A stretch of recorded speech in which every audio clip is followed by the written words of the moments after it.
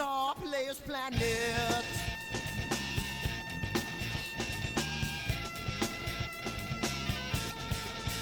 Take me.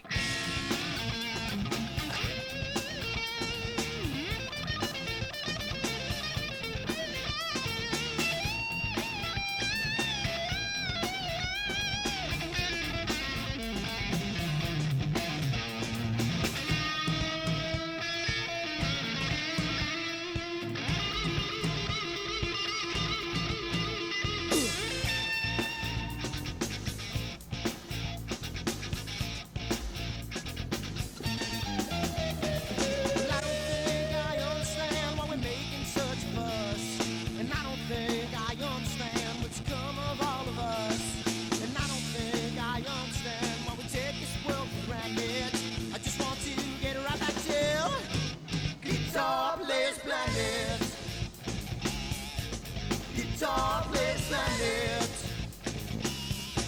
Guitar Players Planet. Guitar Players Planet. Guitar Players Planet. Guitar Players Planet.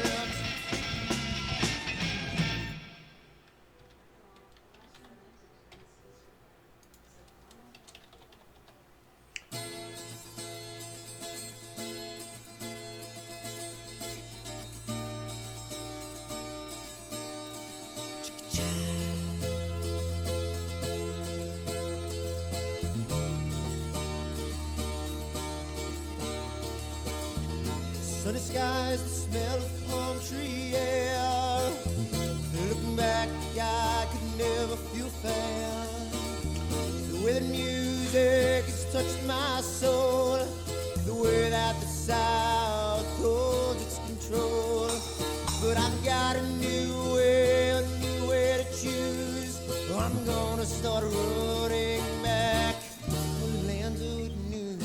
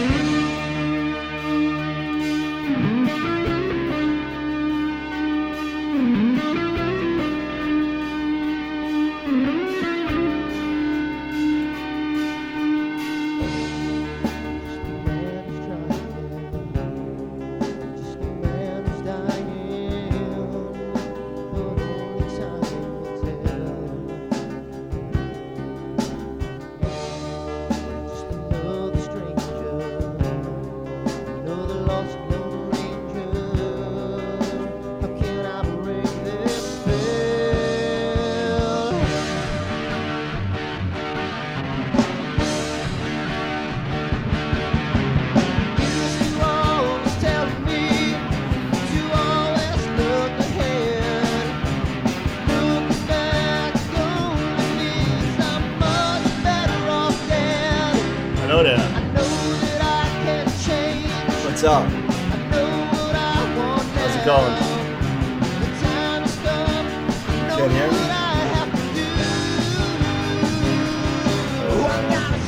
Can't hear me?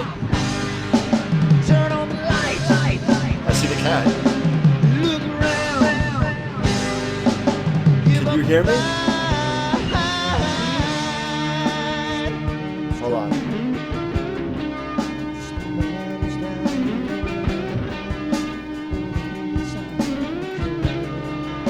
Can you hear me now?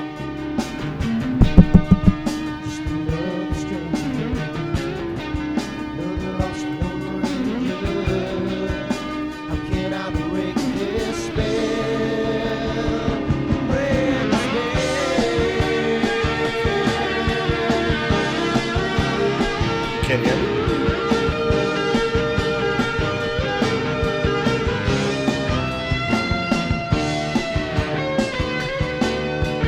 Because I got sound.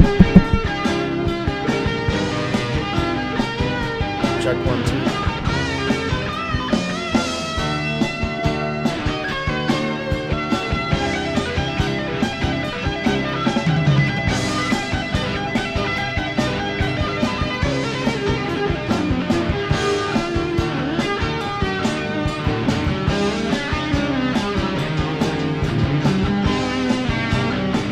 You hear me now? You hear the music, right? You got me too?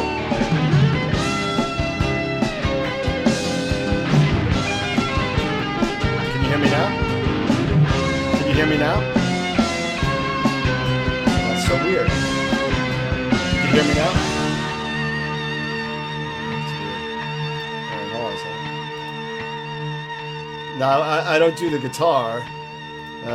I play the bass, so yeah. And change template, change sort. I'm doing this a little bit differently. Let me find you. Are you Timbo? Yes, you are. And let me just. Why are you? Can you raise your camera? Can you lower your camera? Your head's cut off a little bit. Oh, there you go. Let me just crop you a little bit.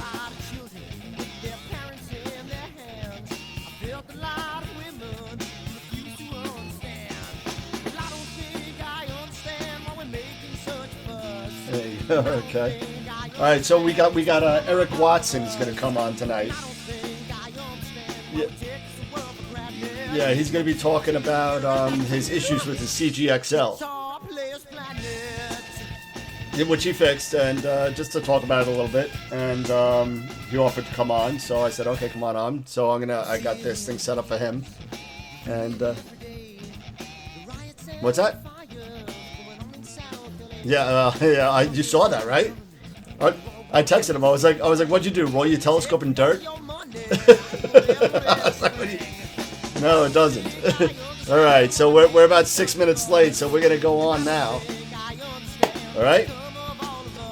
And here we go. I just want to get Facebook up so I can see, make sure the sound is coming on Facebook.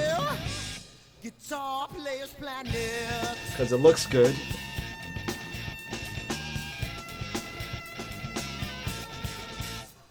When are we going to do an early show for you, man?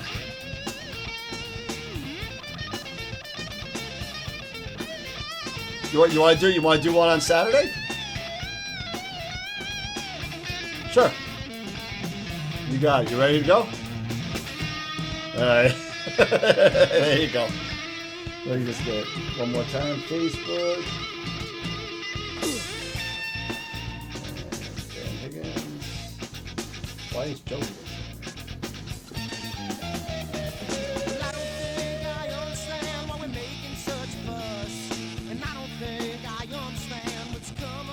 I'm connected to my brother's Facebook page.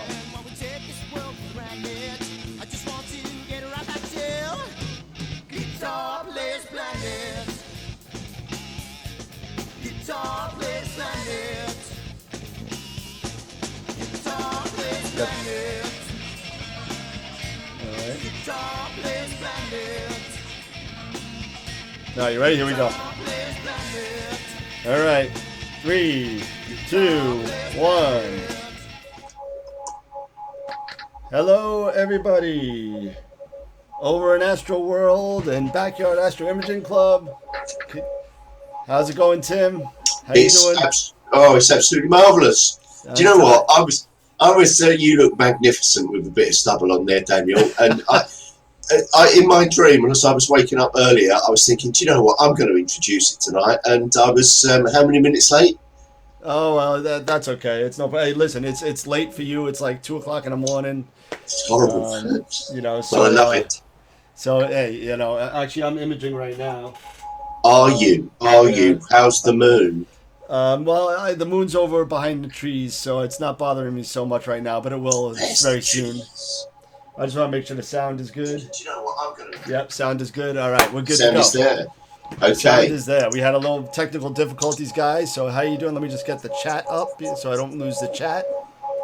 You're the master of the chat. We already got like 30 messages. Oh, fantastic. Are you going to do a split screen for us today? If we can squeeze. Is Mr. Watson joining us? And is there room for him? We're gonna have. Is there room for him on the television? I got a different shot set up for everything, so we'll be. Quality. The music is still playing. The music is still playing. This is madness. No music playing. I guess that was before. Okay, so Chris, we can't see you. I guess they heard us the whole time. Good evening, gentlemen. Hey, everyone. Hi, Tim. Hey, everyone. Mark was laughing at you at the face when you started up, and the sound is so much better this time. All right. So, yeah, we're working out some kinks. We're almost 2 months into this little project. And we got 31 people watching right now. That's incredible. 31 people watching. So thank you for the support, guys. You guys, the more you guys watch, the more we'll do this, and hopefully we'll get on early so Tim could go to bed before 4 o'clock in the morning. Please. Yeah, please. Matthew Harrison says hi. Eric Watson says hi. Eric, I'm sending you. Okay, so we have a special guest tonight. We got Eric Watson that's going to be coming on tonight. And if you guys have been watching his posts on either the Backyard Astro Imaging channel or he was on a couple of them. We don't follow those. I got a comment on the goatee already. Hey, this is what lockdown does to you, okay? This is what it does. This is 2 weeks of lockdown.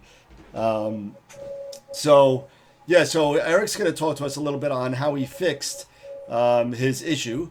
And I got to actually send him the link. So, Tim, if you could just talk for a second. And of course I can, and I shall. So sorry, everybody who's missed out on the shows, right? So I know a lot of you have lost, actually, vendors, of course, but a lot of ordinary people have lost a lot of money out on these shows. I hope I'm going to see everybody who I hope to see 26th of September, but I guess we do have to touch on it just very slightly. COVID's still going on in the country. We're hoping to do PAS 26th September, but I don't know.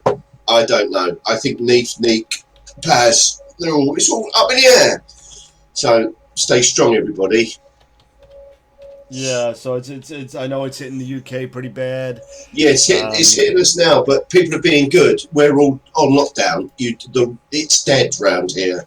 It really is. We got people going to the beach. It's a regular spring day. It's a regular spring day. Let's go. 60 degrees. Of course it is.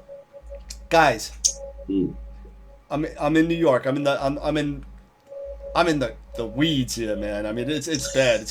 I'm not in the city. I'm on Long Island, but it's getting pretty bad. Right now we got something like I don't even know 300,000 people in the United States. And something like 700 people died in Nassau County, and we lost 730 people yesterday in New York alone, the entire state. Wow. 730 in Nassau County from the beginning of the outbreak. And it's pretty bad. The first responders and everybody have been doing an outstanding job. I don't know if you've seen. I don't know if this is happening all over your country, but it's happening pretty much over here. Yeah, it That's is. like And 7 o'clock at night. Everybody's clapping and cheering out the window. Oh, yeah. Right, I'm too rural to hear the clapping, but I know further in the village they are. And I've got to say, hands up, don't shoot. I used to be a first responder, and when I moved to this county, I haven't reapplied. I haven't been particularly well. I don't think I'm quite rough and tough enough for it at the moment, so I didn't reapply. I'm still trained and current, but nah. And to be honest, I'd be terrified. I'd be terrified of being on call at the moment. Is Eric in? Hey! Hello, Eric! All right, they can't see Eric yet. I'm gonna bring Eric in. Eric's online. He's got I think he's got a Titans hat on. And I'm gonna bring him in. Give me 1 second. I'm gonna change a couple of things here. And source B is gonna be Timbo. Source C is gonna be Eric. This is actually pretty cool the way this is set up now. And I'm playing around a little bit. And let me get Eric down here a little bit. That's going to be, the formatting's not perfect, but you know, what are you going to do? This is the first time we're getting somebody in here. So, actually, second time. You're our second guest. So, and Eric. Oh, we had the guinea last week, didn't we? Going live right now. There we go. And we're live. All right. How you doing, Eric? Good, man. How are you? Good. What's going on? Let me go ahead and stop just a second here. Pause that. Awesome. Yeah, close your investments there, Eric. Yep. Tim, you had to kill a few things. Sorry. Had to stop that feedback, you know? Yeah, I don't think it's you. I think that happens every week with Tim. Tim, it's finally nice to see you and, you know, to check with you, you know? Man, man, absolutely. You're in my room. I like your flag there, Eric. I've got a pair of curtains that came with the room that I still haven't torn down yet, but you've got a very nice flag there. Oh, thanks. God bless. God bless. How are things over in the UK, bud?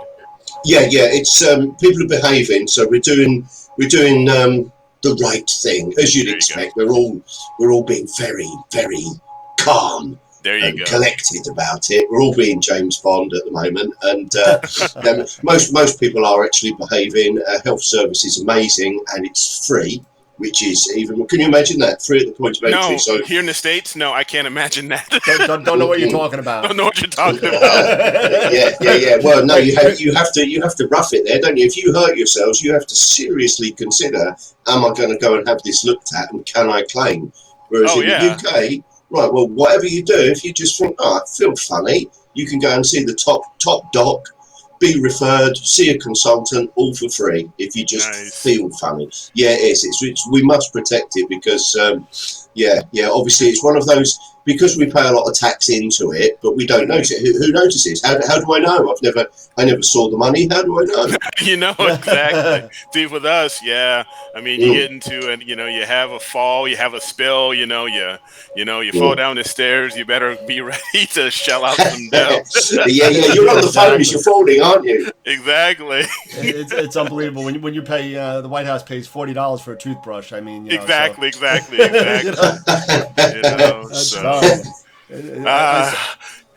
But I gotta love America. You gotta love it. That's why I've got the flag. Flag and football. Are they going to cancel the season or what's going on? Oh, you know what? Still up in the air. You know what? Who knows? But right now they're talking about. They've already okayed. They're going to do a virtual draft. So I heard that. So yeah, it's going to be cool. It's going to be interesting, actually, because, doing a virtual draft and everybody's just going to be sitting at home, the first draft pick, he's going to be sitting at home, having his, he can't have any family around him because everybody's going to be 6 feet apart from social distance. Yeah, exactly. It's really good. It's different rules, isn't it? Yeah, life is going to change, guys. Life is going to change. But you know what's going to change for the better? And hopefully, one of the things is, I would say, is pollution. You know, bingo, right? Clean the planet straight away. So maybe we'll get our act together when it comes to that, and who knows if we can do something with with light pollution as well. And That would be a fringe nice. benefit, wouldn't it? that would be nice. That would be how many nice. people are going to really listen to us? I mean, it's hard enough with your neighbours. Thankfully, I must admit, I don't have that type of neighbour to have that conversation. I really wouldn't want it, No. Hello, Frank, would you mind turning your light off that you've just put on? Yeah, I know, and I'm lucky as well because I live in kind of what you would consider the rural suburbs, kind of like Nice. suburb / farmland, No, so better. it's not too bad. I don't know if you guys follow the Bortle scale of Sure. how lights are. So we're considered a Bortle 5. Oh, you lucky Oh. dog, you. You lucky dog. No, because Dan, I know you got to be like an 8 or a 9. So 8, yep. I'm at if you have a SQM meter, a sky quality meter. yeah. If you have one of those, I almost break 18. Okay. So, What does it do? Say midday? yeah, no, man, it's horrible. Yeah. It's horrible. You know what? If nobody ever knew this, they actually have a free app that you can download onto your iPhone. Right. That actually measures your dark sky, your sky brightness. Interesting. And it's pretty cool. Because I'm about at a 21. 21. Right. Yeah, something like that. Yeah, I'm Wow, about that's 21. darker than the place that I went to in So Charlotte. let's see here. Yeah. So what's that then with the SQM? Is that higher the better? The higher the Yeah, better, the higher yes. the better. Higher the better. Yep. Right, got it.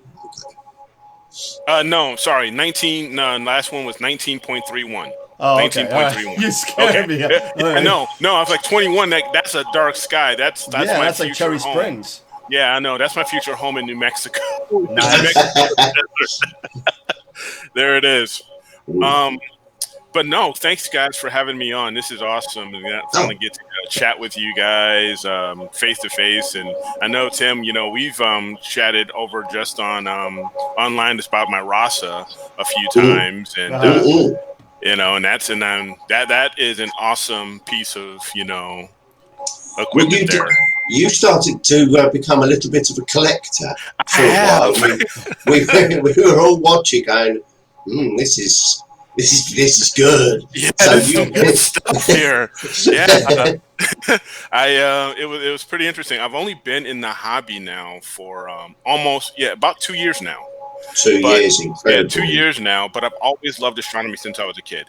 Yeah. Right. And it was really cool. My wife got me for my birthday a couple years ago. She got me a Celestron 8SE and the SCT, the orange SCT.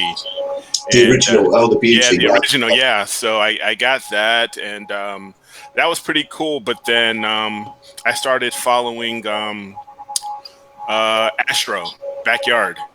Trevor. Yeah, Trevor. I started seeing Trevor, and then I'm seeing Chuck.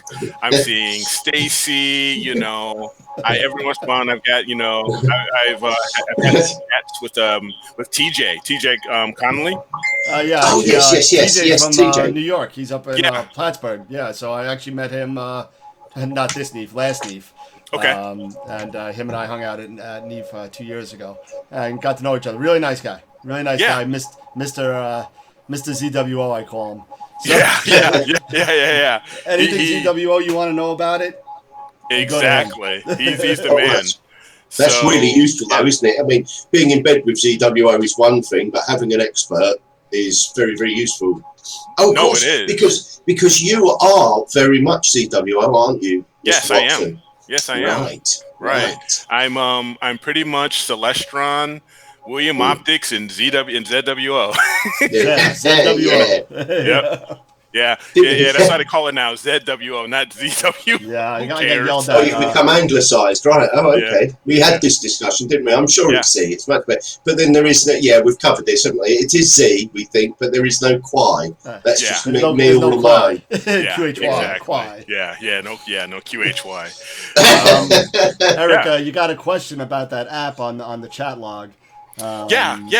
Does the app use the camera or just your location? It uses both. It does both. It uses your camera, So you take a snapshot just at straight up in the air of your sky, and it also gives you your location on the map. So it uses your location based off of your GPS of your phone. And it just puts a little marker there, and a date and when you did it, date and time of when you did it. It's called the dark sky meter. Dark sky meter. Yeah, dark sky meter. And that's for your iPhone people. Yeah, it could, I'm not sure. It could be for Android as well. Gotcha. But yeah, but I found it on the Apple Store, and no, it's pretty cool. So yeah, that's awesome. That's awesome. Yeah, that's a good thing. I didn't even know they had an app for that. I knew I bought the sky quality meter like I don't know, like 2 years ago. For those of you guys that don't know, I work in a telescope store 1 day a week as a part-time job. Okay, lucky. And, I don't get paid. Yeah, why is that, I Daniel? shouldn't say it line, but I don't get paid. So I said just put it towards store credit. And, there you go. And my wife's happy, so I don't have to take any money out of my paycheck to go get toys. Yeah. So, I always have to. I've always got to come out, and justify or with the general. Sure. Oh yeah. I hear you. Say, honey, can I get this? Can I get this? There's a new 533 MC, and it's gonna be awesome. There's only $900. There's no amp glow, honey. It's awesome.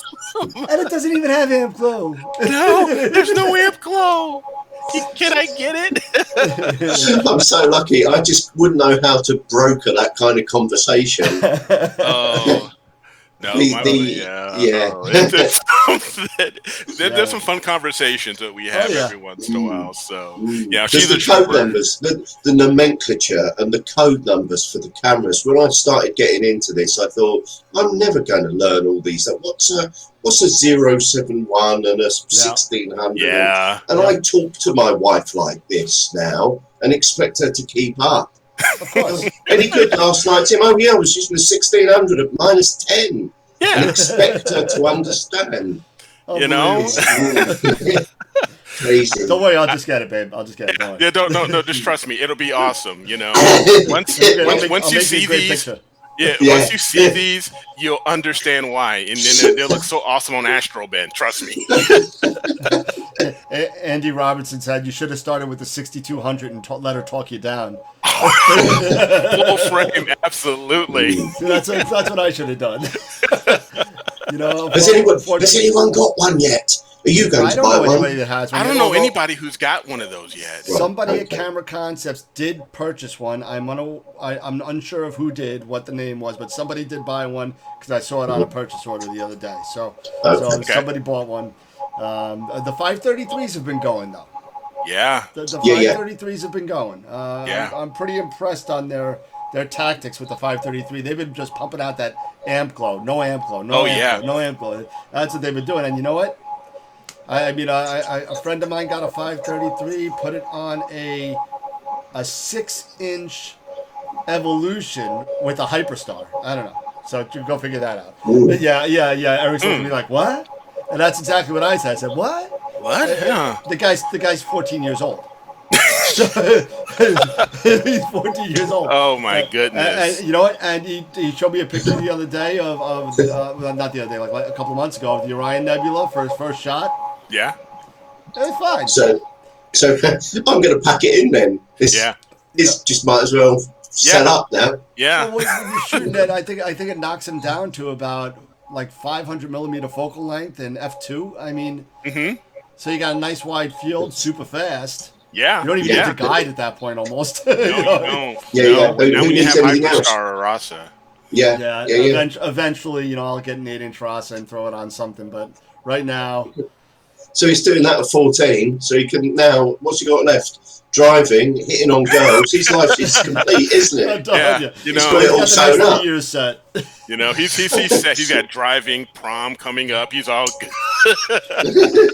You're going too fast, boy. Yeah, exactly. Slow down. He's probably a whiz at Pix Insight. Damn him. Well, he's not really. He's doing a lot of live stacking right now. So okay. So he's doing a lot of sharp cap live stack, and that's what he's been doing. Right. So let him play around with that. I helped him a little bit with some of his settings. And, Good man. Good man. And let him go. There you Yeah, go. yeah. There you go. Yeah. Don't show him Rob too Morgan's much, Dan. online. He says hi. Mark Ellis. Hey, Mark. Hi, Hey, guys. hi, Mark. Mark, my favorite. I'm not gonna say Mark. I'm starting to get a loose tongue around you, so I can't say. I gotta stop what I'm saying. But he said he's got the easy stuff left, so you can imagine what I was gonna say after that. But, talk about easy. I mean, some of the hardest. This past week has just been a nightmare. What happened with your CGX? Okay, so basically, I have with the CGX. Right now, I have my William Optics Zenith Star 126 on it. Okay, so I've got that sitting on it. So I've got that big, refractor on it. But not only that, I've got it stacked with my Gran Turismo 71. Nice. Like you do. So I've got that. But I've been having some trouble because me being a ZWO guy, I've been using the ASI Air. Yeah. Okay. You got the Pro yet or no? I'm sorry? You get the Pro yet or no? No, it's on order. I'm like everybody else. Everybody's on order.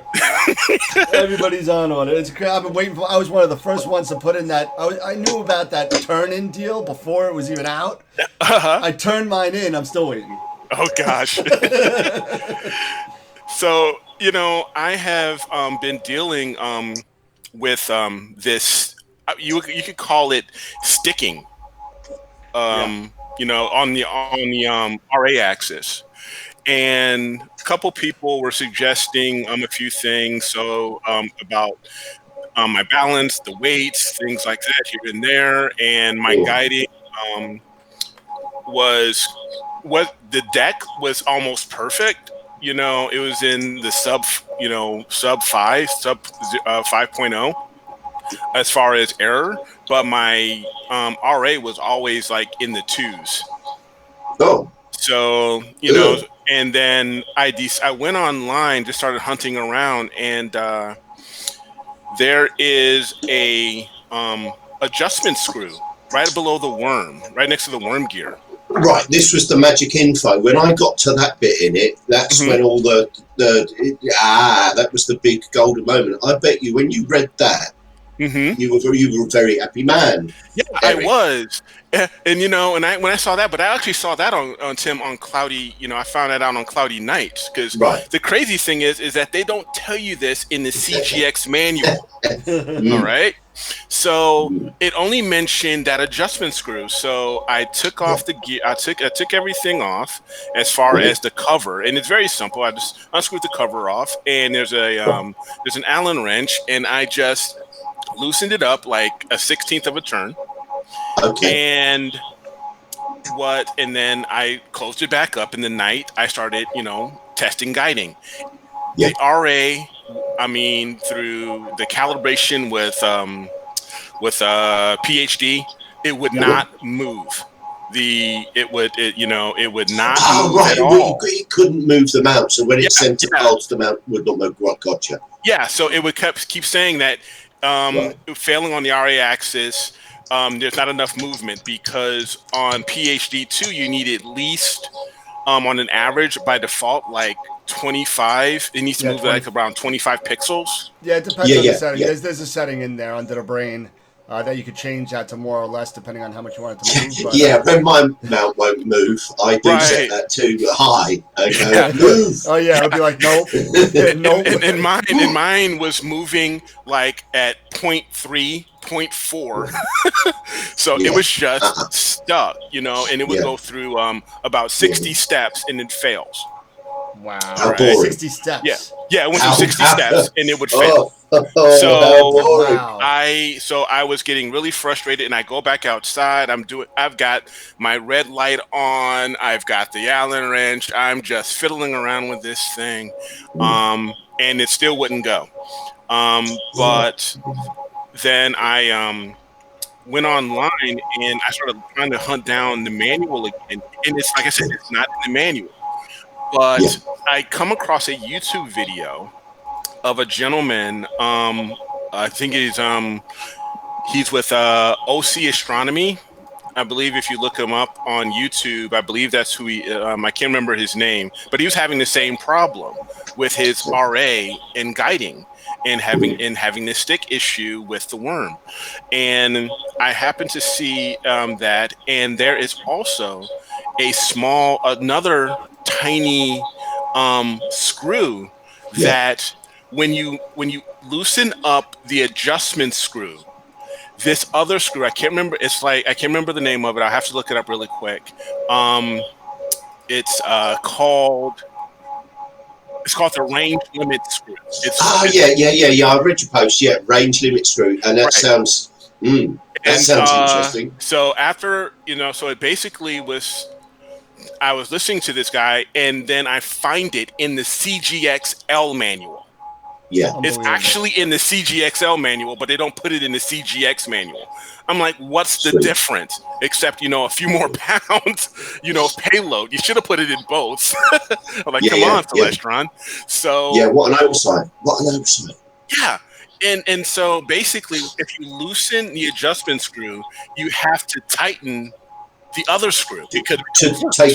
Does it take up some slop or slack or something? It does. Yes, it does. Right, got you. And so that's what it was. So I had to tighten back up the range limit screw.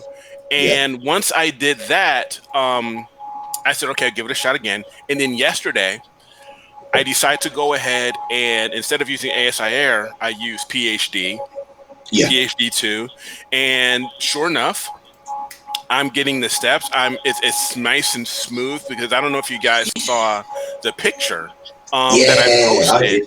It was just flat. It was perfect. Ripples on a pond. Yeah, that was like someone blowing on a pond. Yeah, it was just like my RA was about a 0.5 error. My deck was at a 3. It was perfect, and suddenly I decided, okay, now I'm in business. And then I decided to go ahead and start doing periodic error correction. Yep. Right. Thank you for saying that. Yes. May I ask a dumb question, please? Go for it. While There's no I'm in the dumb room question. with my man. There's no stupid questions, only stupid people. Come on. Let me prove that rule. So, periodic error correction, PEC. Mm-hmm. Do I need it if I'm guiding? Do I still need to PEC train? No, not necessarily. You don't need it. But it does improve because it takes the measurement, starts at the index of your worm gear, and then it does a test throughout, and it does a test rotation throughout the entire process. And it takes and it does an entire test. It takes about 10 minutes or so for a single test. Yeah. And what it does, it records the imperfections of your worm gear. So that way it can compensate, I believe, if I'm thinking about this correctly. I'm no expert, but it'll compensate and it'll take those readings into account. So when you're guiding, it can, the mount then, when PhD is telling it to do its adjustments or its corrections, then with that PEC, it knows, okay, so this is what I need to do. Through PEC effectively and get adjusted again. Yes, PhD exactly. saying move, and PEC will go not that much. Exactly. Right. Thank you for that. So that was it. Okay. Right. And then I do beg your pardon. Can PEC be done in the daylight, or does PEC have to be done on a star? It does. They do need guiding. You do need to be guiding to do PEC. Yeah, I see. And so you can either do it you can do PEC through the handheld. Yeah. At least on the Celestron, you can do it through the handheld, or you can actually download the PEC tool to your computer. Right. Okay. And you can do it that way. And then that's what I did. Yeah, I think there's PEC Prep. I think from what is that, the EQ Mod project?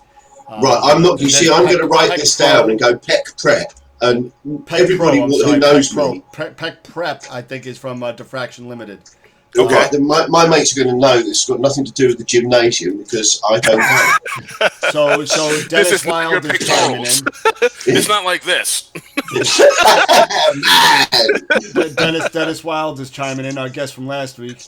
Hey, Dennis. He said that Peck Hi, Dennis. to anticipate the error, guiding reacts after the fact, and Okay. Peck reduces the amount and frequency of the corrections. There you go. So, Right. So I've got to I've got to raise my game again. Yeah, so everybody do your Peck. Yeah. Everybody do your Yeah. Peck. Do your pack. So, You know, Right. you want the guy with the it's Peck I with would the so relays it was off, pretty he cool. said. Yeah. Say again? You guide to do Peck with the relays off. Okay. Yeah. So, but With the relays up. What relays? I'm trying to think about what he's Yeah, but saying. what relays? He's saying, Dan, check your text. Oh, Pet tool. Right. I'm with you. I'm in that game. Yeah. I'm not being left Oh, behind. my What God. mount do you have? What mount are you running, Tim? At the moment, I am running the Skywatcher. What do you call that one? The Orion Okay. EQ8, the new one with the handles and the green. Okay. knobbies. That's not the new one that's not the EQ8 Pro, is it? It's right. Here's the thing. There's two versions, isn't there? There's the normal guys. The normal humans version. Okay. There's the normal version, which is about $3,000, which is what I've got, and then for another $1,500, you get an encoder. Okay. Which I thought, I don't know. Do I want an encoder? Yeah. But I didn't have $1,500, so I needed the payload. I just needed the payload. That's all. Yeah. I wanted a bigger. A bigger payload, yeah. Yeah, but do you know what? It's not actually. I was laughing with Dan when I got it and tried to explain with Dan and Dennis last week. When the EQA, because people go, it's a big, heavy mount, and it was stuck. It comes in a flight case, just stupid flight case, stupid packaging. And it had got stuck in the packaging. So when I was trying to lift it out, and I was being a bit of a girl going, eep, eep, and it was stuck. And the flight case was still stuck to the pallet. So I was lifting the box, the mount, the box, and the pallet up, thinking it was just a head. When I finally got the thing free, it's just a mount. It's not going to hurt your back or all these things. It's just a mount. It isn't actually that much heavier than an EQ6. And here's the genius part: they've put handles on it, massive handles. I mean, whoever's working at Atlas, Skywatch, or Orion, you put handles on it. You're genius. Yeah. Hey. I'm so stunned, and so it's so easy. So all of this, I talked in the first week or two with Dan about, when telescopes and mounts get so heavy that when you're setting them up, you're leaving prints in your own body. And that's no good. Surely No. that's masochism. So which has a time and a place. But 3 a.m. I'm in. Yeah, mounts that are so heavy you can't carry them. So that's all BS. Okay, the EQ8 isn't very heavy and it's got handles. Ta-da! Yeah. Yeah, well, that's what they say about the EQ. I'm sorry, the EQ, the CGXL, and it's got handles on it too. But when they put those handles, it's not very good. It's not very good. The CGX. It's not good on either of them. It's No. Oh no! Did no one test it before they? That's a shame. See, they do the same thing that a lot of people do, and it's unfortunate that a lot of people do this. Mainstream distributors of anything, you could pick from this to a can of Coke. It doesn't matter what it is. Nobody ever asks the people that actually use it what they would like.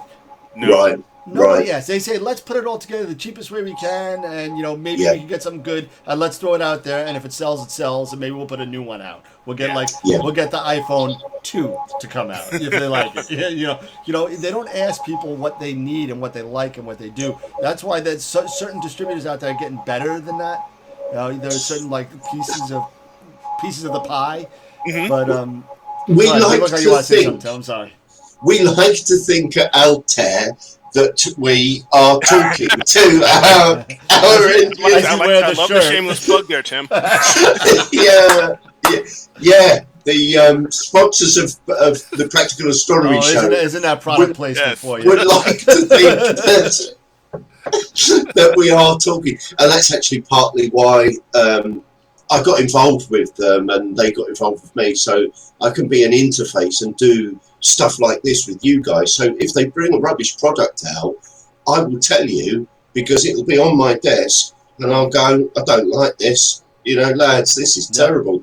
But hopefully, and certainly it's working, I can tell them first, can't I? Hey, this focuser's no good. And they fix it, and the market, you and I, then the end user never gets to see it. So the kit that I'm running it in the Shedsy, not tonight, but you've seen me recently, I tell you, it is actually doing exactly what it said on the tin. And sorry to digress, we get straight back to your man. Optically, the thing without it, it's got a test report. So I tell you what, let's fly back to your mount. We digress. We tend to do that. No, and that's fine, because I tell you, speaking of Altair Astro, one of the filters that I have is the quad. Oh, right. Brilliant. How do you get it? And you know, because the quad versus the tri-band is more for heavily polluted areas, whereas the quad is more for like me, you know, or like for Dan, he gets the tri-band, I get the quad, you know. Dan gets a lens cap for where he is. And I tell you, that is a really cool piece of glass. Right, gotcha. I'm really pleased. Thank you. Because no prompting, no backhanders, no free entries to the raffle. No, nothing like that.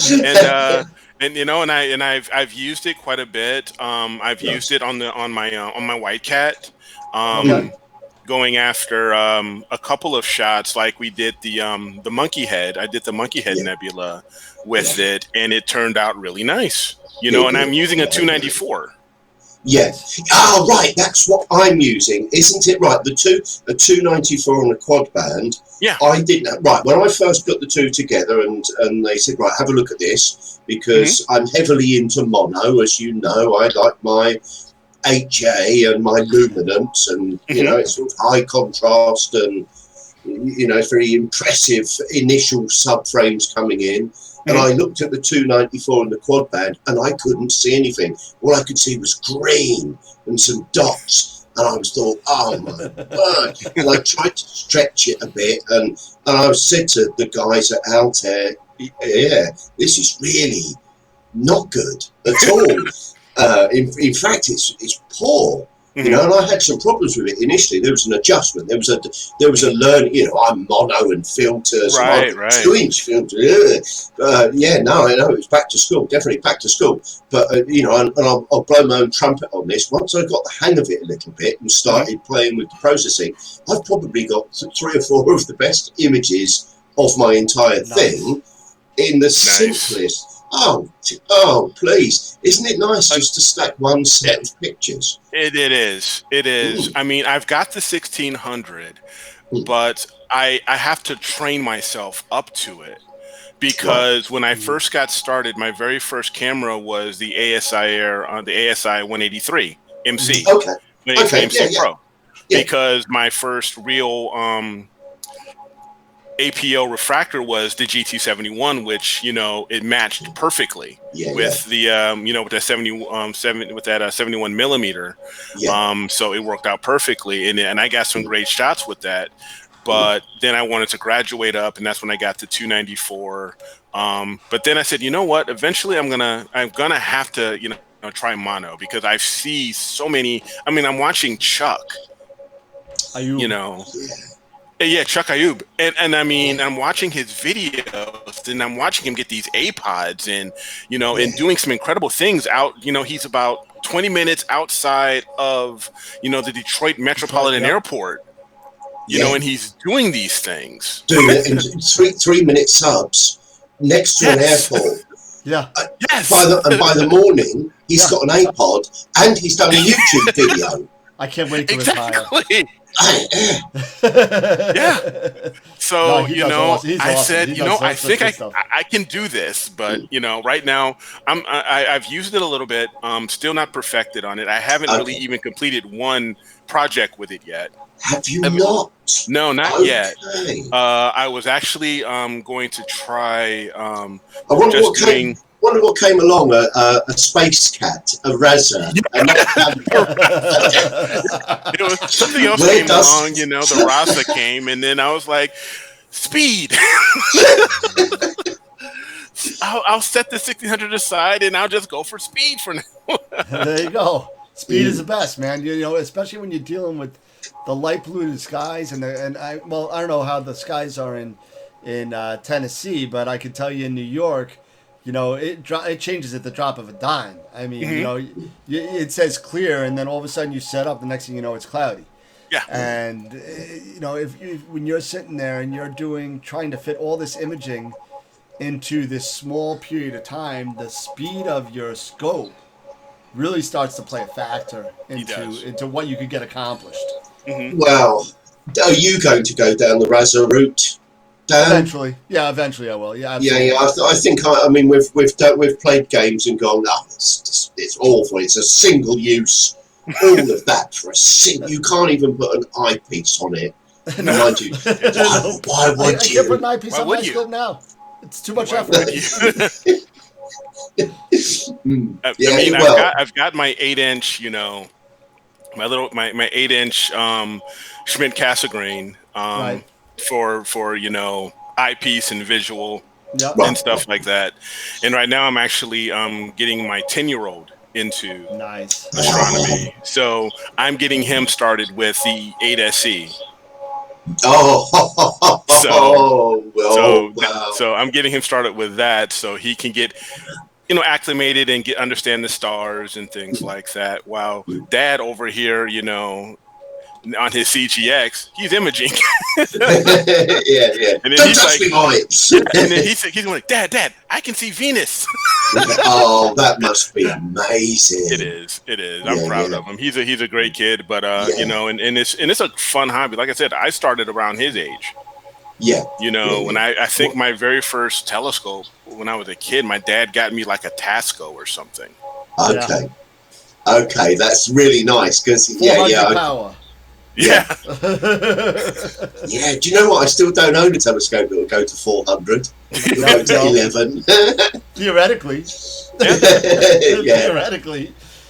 Yeah. So it was so I've got him going on that. But I tell you, the Rasa, it is absolutely a game changer, especially with the 8 because it's so affordable now.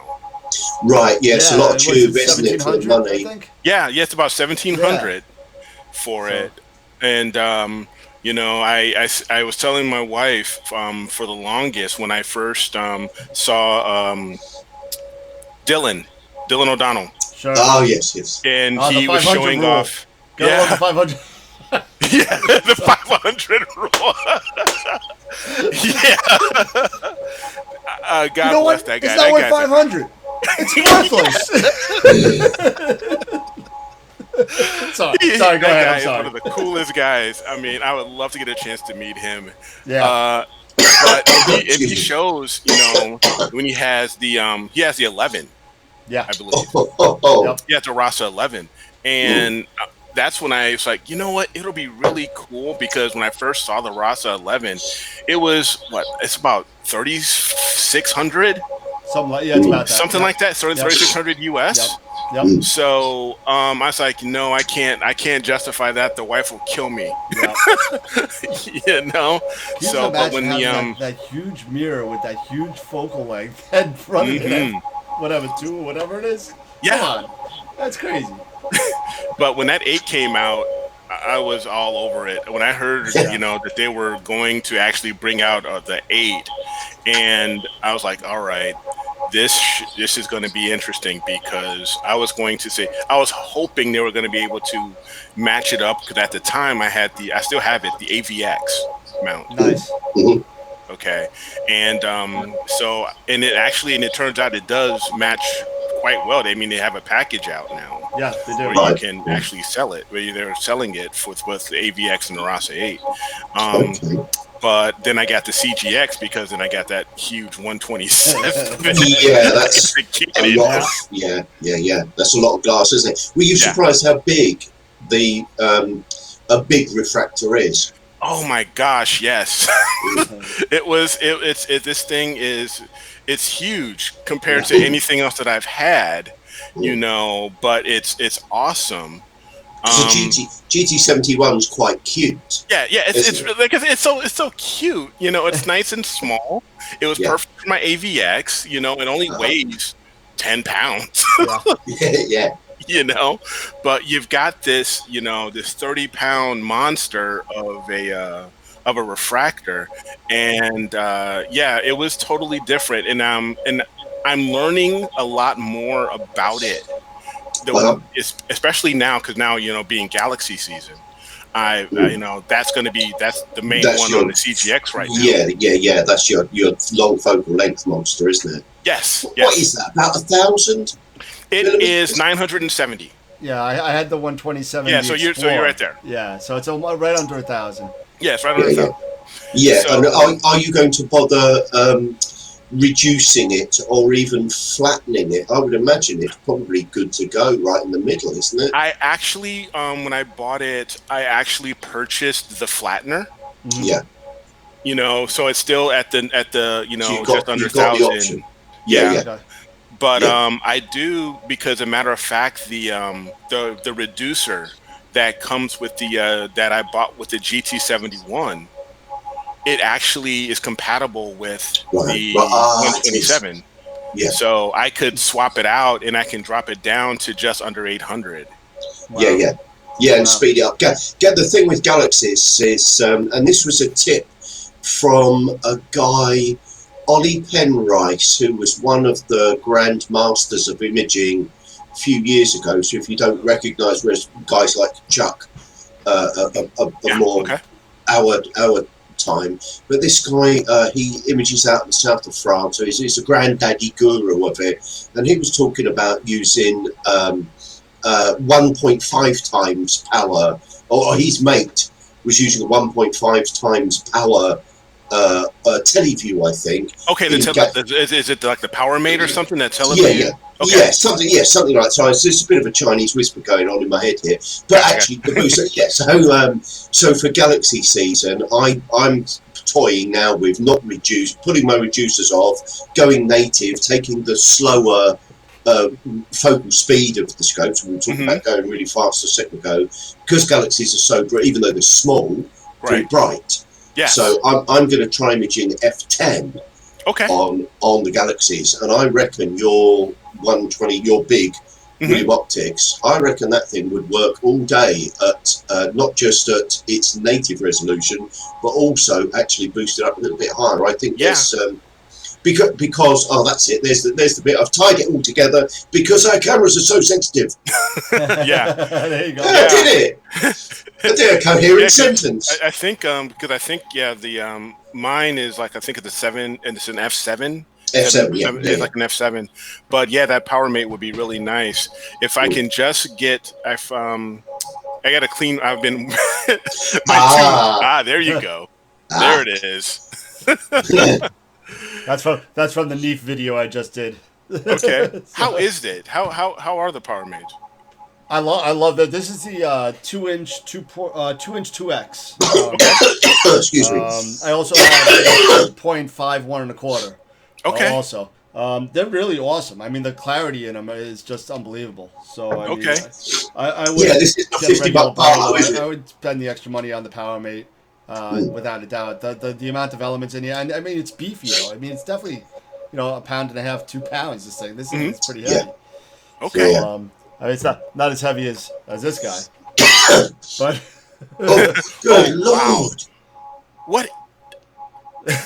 That's a 41 panoptic. Holy cow! Yeah, it only does about 50x, but it's awesome. Now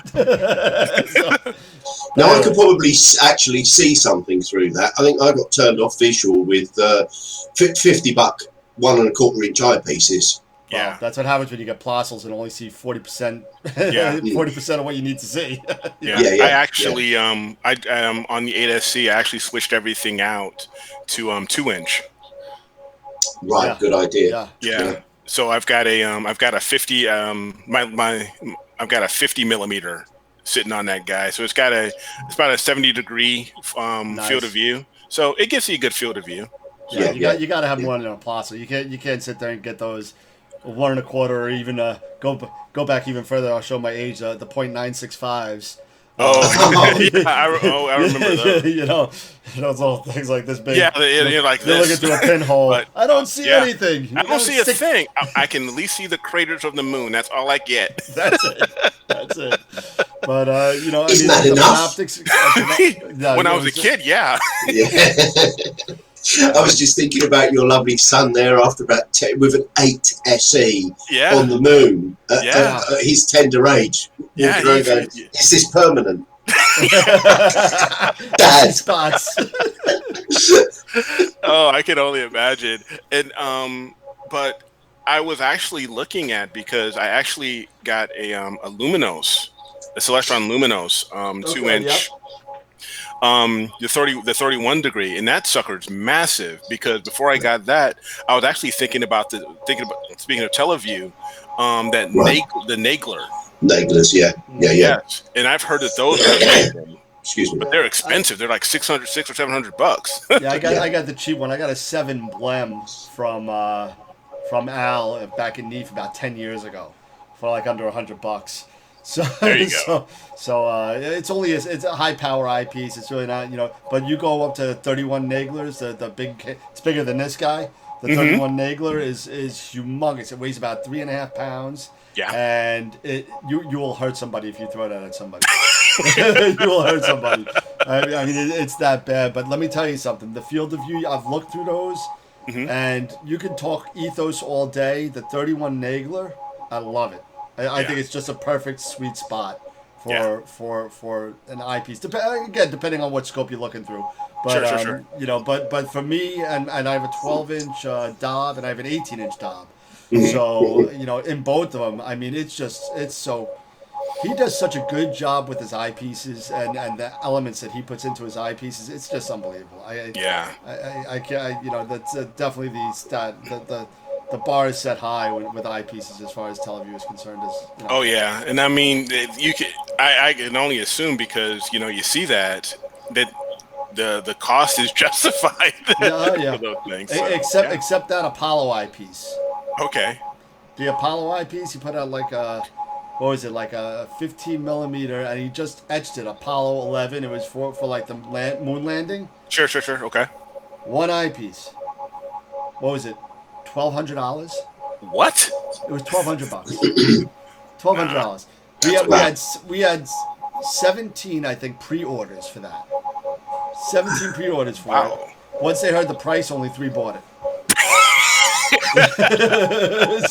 so now he's probably stuck. I'm sorry, Al. I'm sorry. I apologize. I shouldn't be saying this, but you know, it's definitely his eyepieces are just awesome, and it comes from his background. His background in optics is just unbelievable. And he brought it into the eyepiece and telescope field, and we love him for it. So thank you for the guys over at Teleview. And that's my point for that. Speaking of optics right now, or getting, you know, right now, my dilemma right now is the optics of my my sensor, my 294. I don't know if you guys saw my post. Yes. Hold on, I got it right here. I'm going to show it to you. Dirty shame. Yeah, I saw. Yeah, Dan was messaging like, "What did you do? Drop this in dirt?" Hold on a second. I'll get it on the screen for you. Yeah. And there you go. There it is. I don't know what that is. I think I see a fingerprint here. I don't know. I'm scared to guess what these really dark spots are. I don't know. Actually, I found out that was dust. On the sensor. It was dust on the sensor. Not on the sensor, but the glass. Yeah, because it looks too in focus, so it's got to be really close to wherever your chip is. Yeah, and that's exactly what it is. So I was spending about 2 hours this afternoon, this evening, trying to clean that thing after. Yeah, I was on Facebook and I got some feedback as far as you check the sensor. So sure enough, that was it. yeah, that's crazy stuff. It is. It's a mess. I mean, I've seen some crazy stuff cleaning.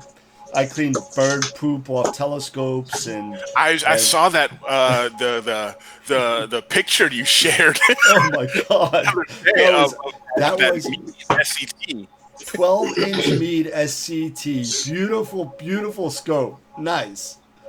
Set up in a dome, pointed straight up with no lens cap in a dome. Oh, just poop all over the place. Corrector I think shot. it in the couch yet, didn't it? Corrector was shot. You couldn't do anything about it. yeah. Meade wouldn't give us a corrector to replace it, so the guy just replaced the entire telescope. Yeah.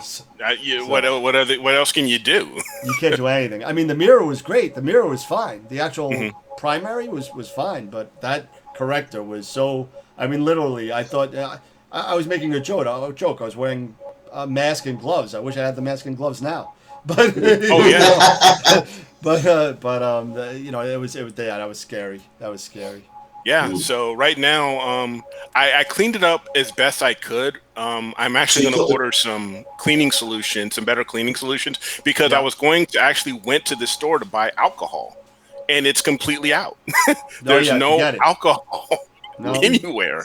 No, I've got to say, I was joking. I'm not sure how thick that glass is on front of the sensor. But it's kind of the same process. I mean, I could be wrong. Double check on it. Don't take my word as law. But it's kind of the same process when you're cleaning a sensor for a DSLR. They sell a pen with a little sticky rubber side on it. Right. Do you like those? The thing you can pick. It's good for big pieces where you don't want to blow around things. Right. Okay. You don't want to rub things. You just take it very softly and you lay this little sticky piece of rubber on there, and you just pick them up one at a time, And it lifts the specks off. And you get there's a magnifier that you can put on the chip, and you can see what's on the chip, and you're sitting there with it like this, and picking the stuff off. Now that's interesting. That is not for the faint of heart. Oh, I wouldn't doubt it, especially around with your sensor. Yeah, so don't do it unless you know what you're doing. I had a friend who actually showed me how to do it, so I'm pretty comfortable with doing it. But you got to be very, very, very, very careful the way you use these things. You can get them.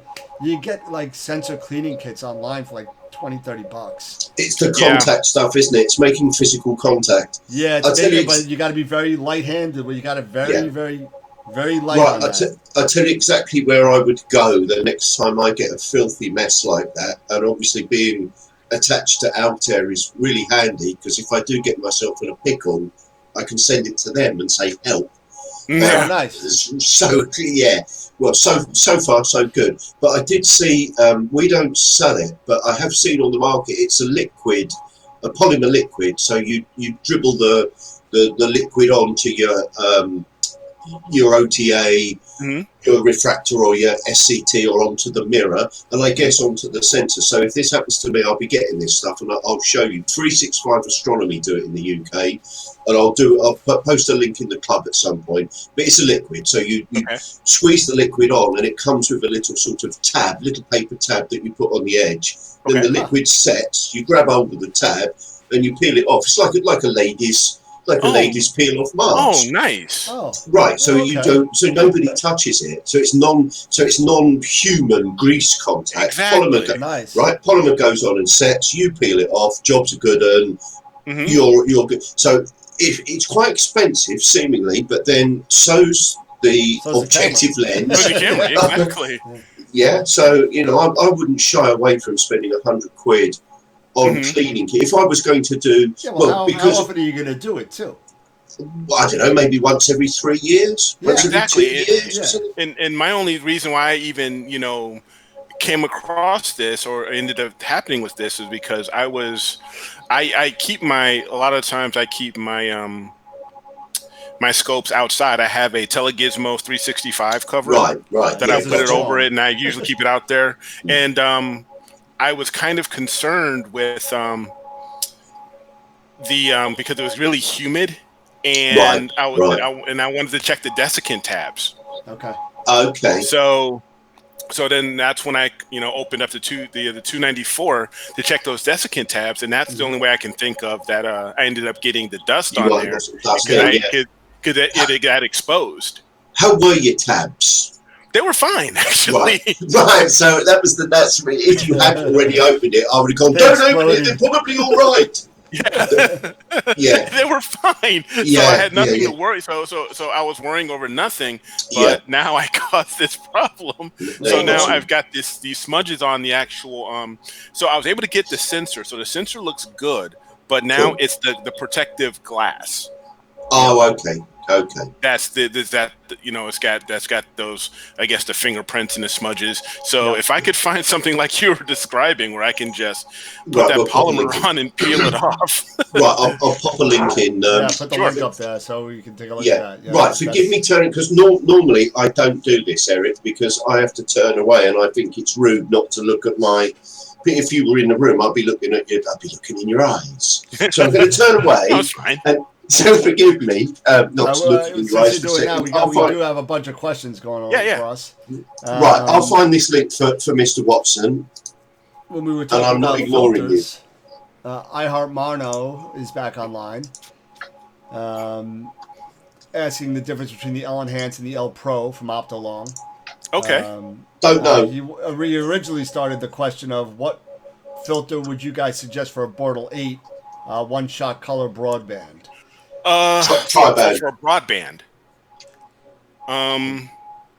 That's a good question. As far as broadband, I would probably say an L Pro would be really good. Yeah.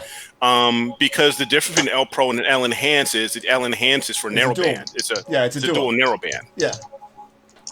So. I know I use as far as I have the L Pro sitting here, and I took it out, and now I use the Batter Moon and Sky Glow. Okay. And I think maybe it could just be me and my eyes are a little bit more out of whack. But I think in post processing it's a little bit easier on the stars a little bit. But so how do you? Because I found that quad band made very RGB like pictures. And so didn't read too much more into it, and I haven't bothered splitting channels out and making it look very narrow band. So I'm going to just carry on using it like a glorified, very filtered light pollution filter, because it comes out, because they're mapping to RGB channels. Yes. Would you think that an L Enhance? What would you think the advantage would be an L Enhance over a tri or a quad band? Would it be brighter and clearer? I have several. I have to do. I don't know the answer to that. I'll have to break out some of my pictures and compare, because the very first narrowband filter I bought from my OSC was the actual the Radian / OPT Triad. The first one. Right, the one that set it all off. Gotcha. Yeah, they just get everything off. And then after that, and that was a pretty penny. And that wasn't even for the one in a quarter. $1,000. And so I got that one. But then I started getting on as far as for Optolong, I grabbed the L Enhance and the L Pro, and then I got the Altair Astro, because I really want to see how they compare. Right, you've got the whole thing. Can you do a review, because you've got everything? Yeah.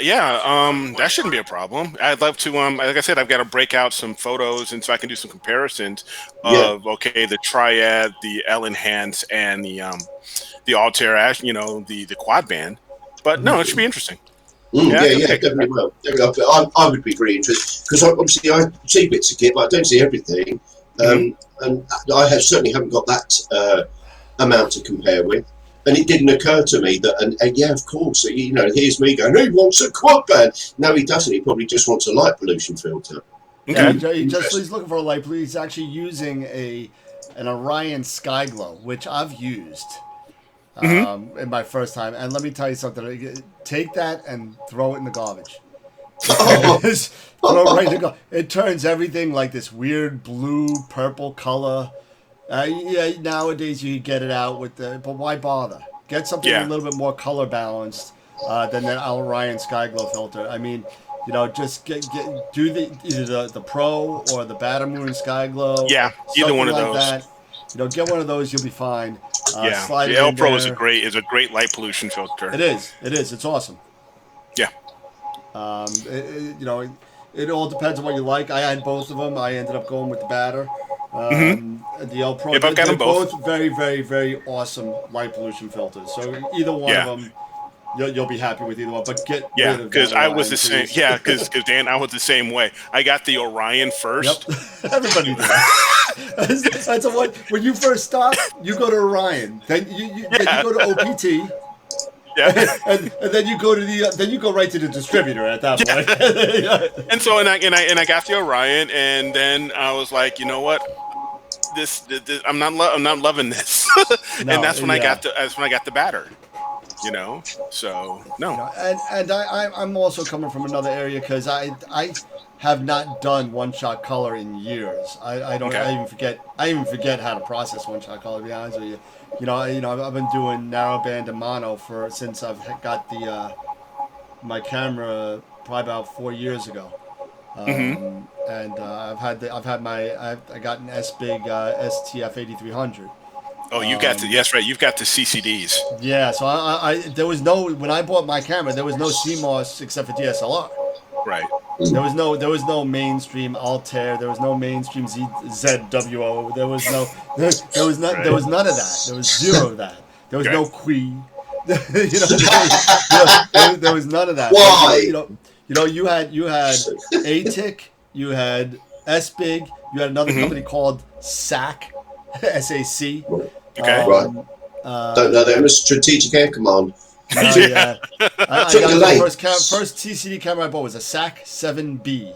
It was like it was big. The chip was like the size of a pinhead. It was like, yeah, I got nothing out of that. It's still, I think I still have it in a Ziploc bag somewhere. Do SBIG still make the adaptive optics cameras? Yeah, the AO8. Yes, they do. Right. Are they any good? Because I always thought that would be lovely to have a camera that sussed out all your guiding for you, so you could throw it away. You'll still need it. Oh, really? Really? Oh, okay. With I thought adaptive optics, it doesn't do guiding for you, does it? That just figures out the atmospheric disturbance, right? Oh, does it? Right. Oh, okay. I thought I'm getting confused here. That's more about atmospheric disturbance and visual stability of the image. I think that's what that's all about. Right. Okay. When you're doing something like when you're dealing with atmospheric disturbances, that's more for planetary, isn't it?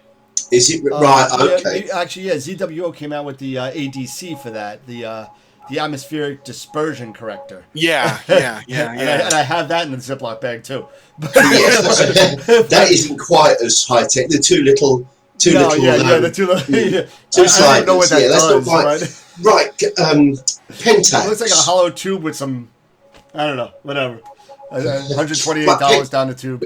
Pentax came out with a camera with a movable, where the sensor moves around, doesn't it? And it does its own little version of guiding. Yeah. You come across that one? So that's a DSLR which the sensor couldn't hit. I thought that we had. So I must have dreamt this. I thought we had a camera on the market somewhere at the high end, at the elite end, which did a similar thing. Which, as your star moved, the camera would move the sensor, and it was the sensor move would then tell the telescope to hurry up.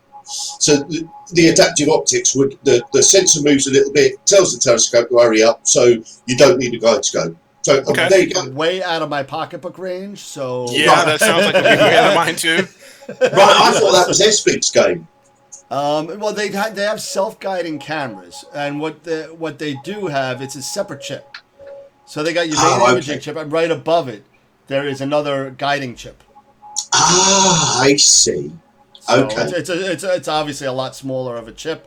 Right. It's only centered on a certain amount of the sky, but you're still guiding at your native focal length too, which kind of helps. Oh, what's that like? Does it nick a bit of the light off? And yep.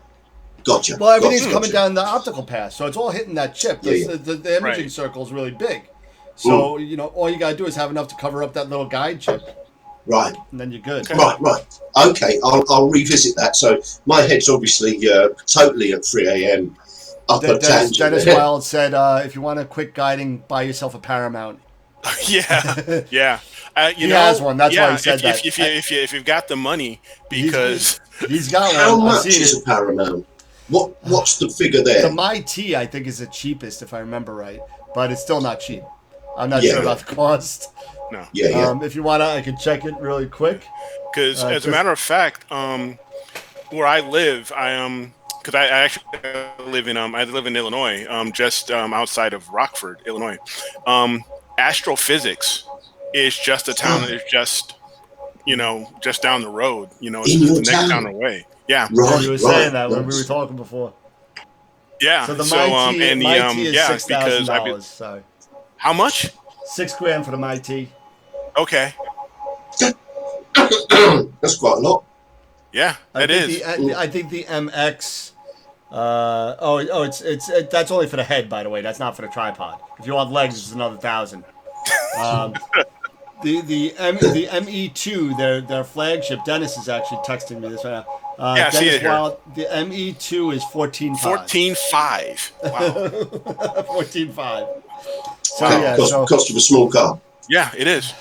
Because I was actually looking at the astrophysics, because like I said, in our astronomy club, the president, he's one of the executives over at Astrophysics. Right. And so I was looking at the Mach 2. Nice. And the Mach 2 itself is about just under $9,000. Wow. Yep. Just for them, and that's their smallest. Yeah, It's it's an awesome mount. It's awesome. It is. I have one in the store. It's been there for like 2 years. Nobody can afford it. Nobody can afford it. And it's used. I think it's going for $7,000. Oh, jeez. Oh, man. could you justify it? I could. I could justify it, not to my wife though. Yeah, but not to my wife. I could justify it to myself, but not to her. I can justify just about anything. Well, I don't think my skills can. The Skywatcher looks like a sky. William Optics looks smart, doesn't it? You get a William Optics telescope, and it's presented, and it's smart. It's a very nice quality. It's an experience, isn't it? Unwrapping your big refractor. I bet you had a nice day, didn't you? Yeah, I did. I mean, it was awesome. I mean, even when I got the white cat, which is the red cat. Yeah. When I got that little guy, and I don't know if you recall, had when I got that, I put them all on top of my bar. I put the 126. Yes, I do. How can we forget that? and the 51, right, all next to each other. And they're all the same color. They're all white and gold. Nice. On a bar in on this the bar, man's playroom. Nice. Yeah. And it was awesome. No, slipped my mind completely. Yes. Yeah. Yeah. Don't remember it at all, Eric. Oh. Mark is saying, I agree with Mark. Who's got the Powerball numbers? Because you're watching it on YouTube, I guess. Yeah. Okay. Yeah, Because I'm getting all the. There are other people from other platforms that are messaging too. So there you go. Yeah. So I got Facebook, Twitch, YouTube. I don't know. Something else. Oh, you're the man. You've got it all. You got all social media covered. Well, but my Twitch following is like 0 because I just started it. So, have you uploaded a video to TikTok yet? Have you lowered yourself to the level of trailer? No, TikTok. No. No. What is Twitch? Twitch is more for like it's really for for gaming. Like gamers. Yeah. But you'd be surprised now. I saw this one guy on Twitch who's got a following of a couple of thousand that does his imaging sessions on Twitch, and he's from somewhere in New Mexico. I don't know, but my friend Ron turned me on to him, and he's a funny guy. He talks to other people, but he's got a good following. So eventually it'll move in whatever area.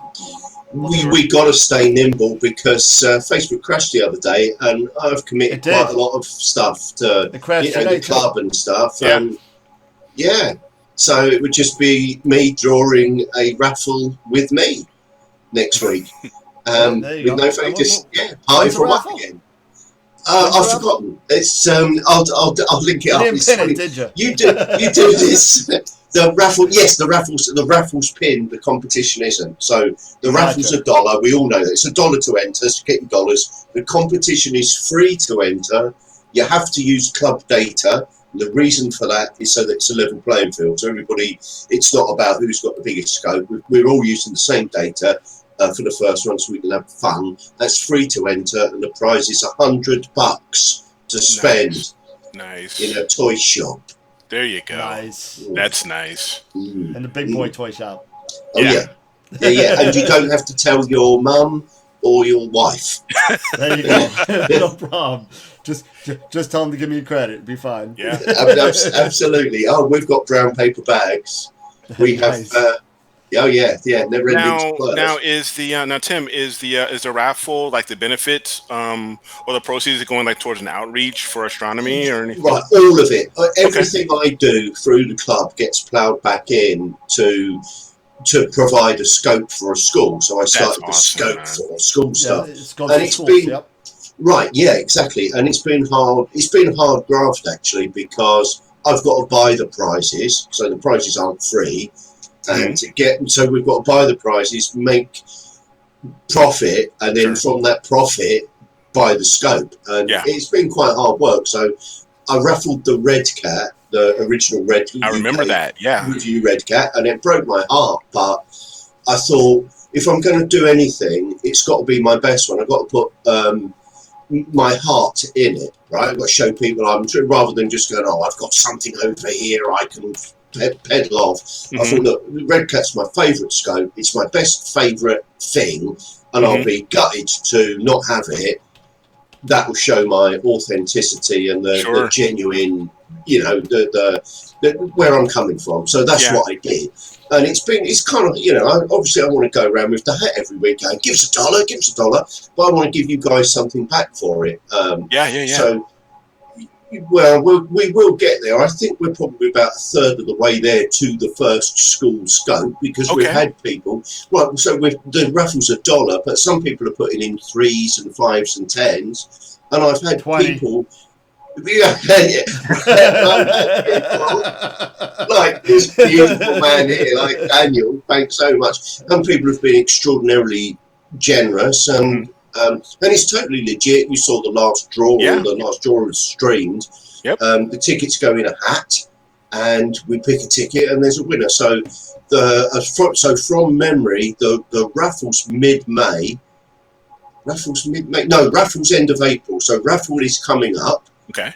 And the competition is mid-May. I needed to give a bit more time for the competition for people to play with the data. But we've probably had 8 or 10 entries now, maybe 8.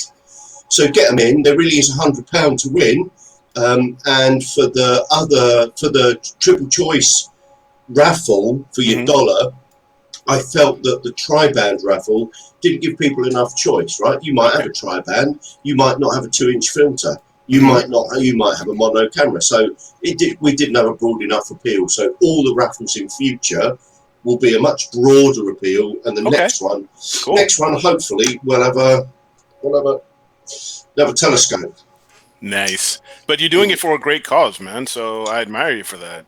Well, do you know what? Thank you.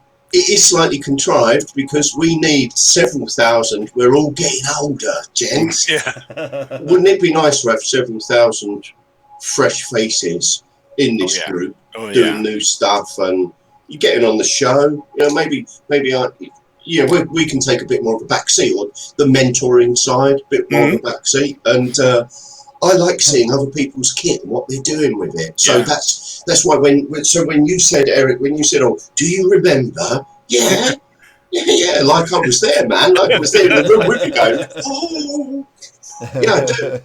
This is my life. Yeah. I mean, I tell you, like I said, I've only been doing the imaging for 2 years, but the group of people that I have met, just online, like yourself and Dan and TJ and so many others. I mean, and it's been phenomenal, and it's given me so much more This is a fantastic hobby with some great like-minded people. It's a lot of fun and it's rewarding for me, Right, this reward part of it. What is this thing that drives us? I've tried to talk to people, but girls and boys, boys who were football and muscle and drink are now talking about nanometers and exposure length. And girls that were hair, nails, and boob jobs are now talking tech with us. Yeah. Because you're right, Dan. one young lady that's on, that I really admire is Stacy Doughton. Right. Yeah. She's amazing. Doughton, yep. Yeah, she's amazing with what she's able to do. Now she's got her YouTube channel, and you see her with a little dog Luna, cute little guy. And but it's just amazing how, like I said, this whole thing, and it's getting so much bigger, and you have so much more tech, and so much more capability that more and more people can just get into this now. So it's really cool.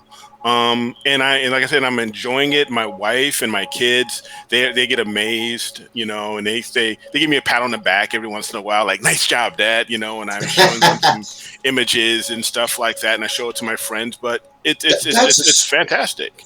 Dad's a space explorer. Dad's showing us the universe. Yeah. On the kitchen table, you're all right. What was it like last night, Dad? And you go, I've got to, do you ever get the sense, because obviously everybody's asleep in the house, my cat's even asleep on the chair there, it really is half free here, but I get the sense when I'm at these screens and my scope's working that I'm out in space, in a ship, cruising around, I'm hovering around out there. Yeah, I mean, because when I'm looking at these preview images and I'm doing these of just not too recently, I'm going after the Needle Galaxy. And you're doing these, and it's like, can you imagine? We're not the only ones. We can't be the only ones out here. Totally. And you look at what's going on at the Needle Galaxy. Who's out there, or who's on the Whirlpool. Who's on Andromeda. So it just amazes you, and it just gives you a sense of wow. Right, I don't feel small and insignificant. I feel part of it. Yeah, a bigger part of it. Yeah, it do. I mean, you absolutely do, and it's like this is an amazing universe that and right now in the things that we have, with astro imaging and astronomy and all this stuff to try to take a look, beyond ourselves.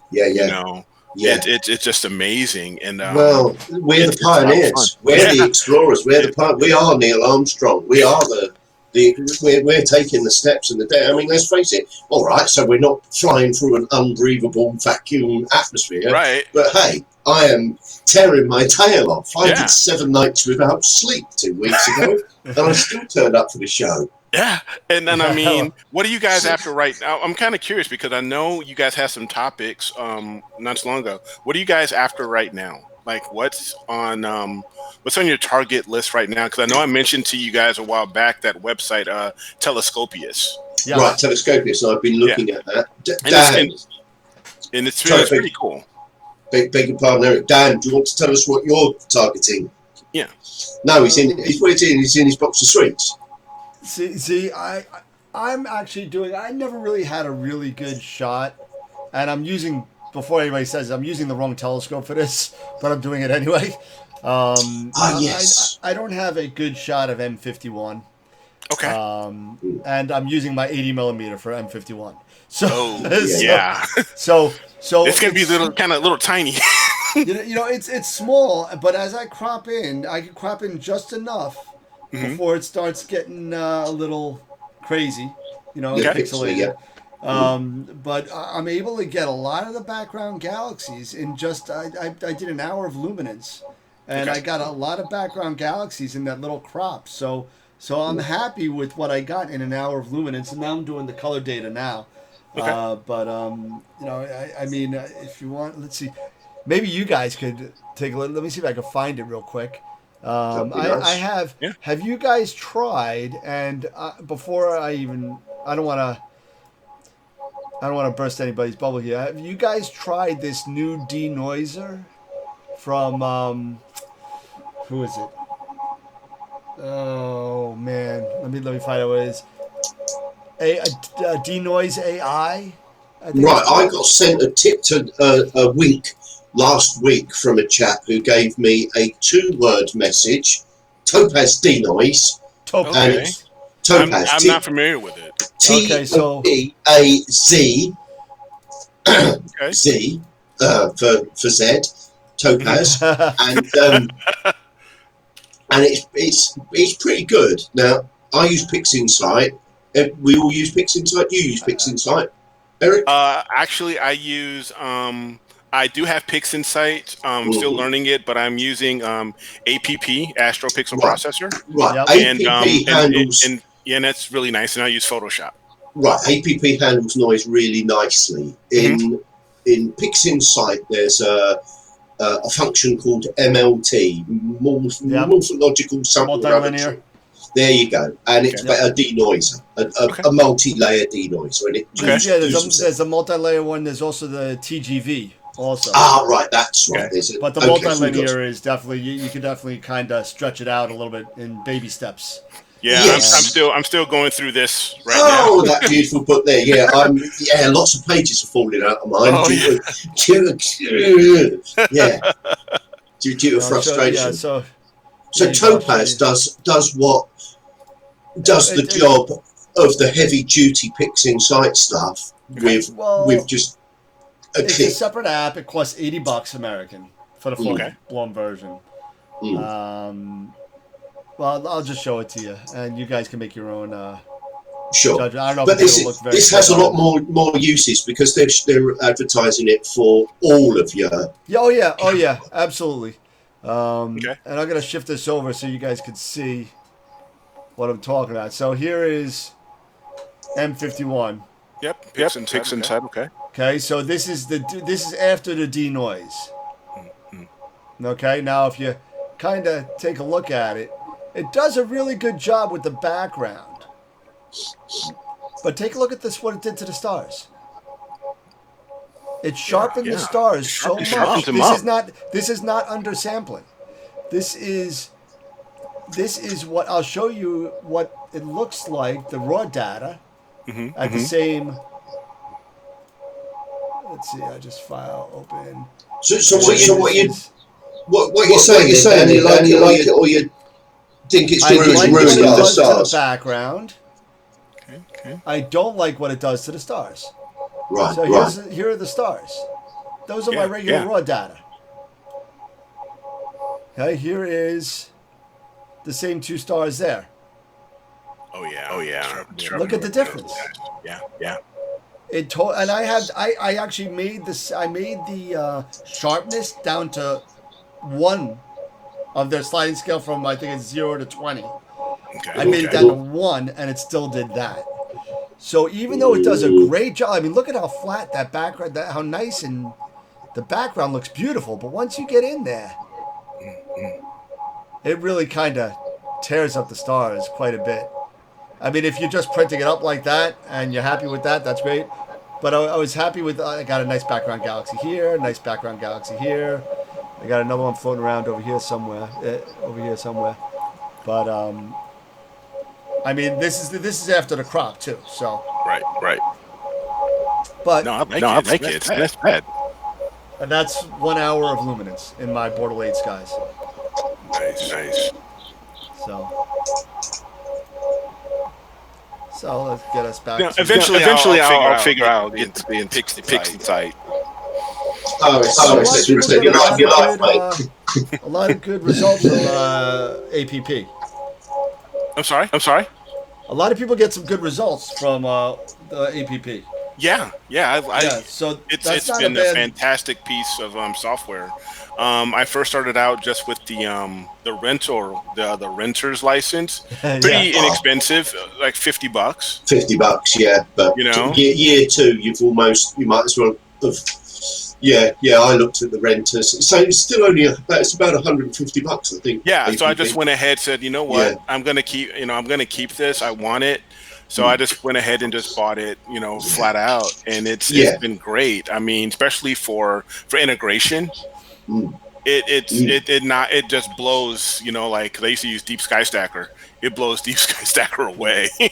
Deep Sky Stacker is great for a free program. I gotta tell Yeah, you, it is. I was messing with Gets it again everyone today. started, doesn't it? It gets everyone into the concept. I can remember the first time I even came across the concept of stacking and looked at Deep Sky Stacker, thought, that's mad.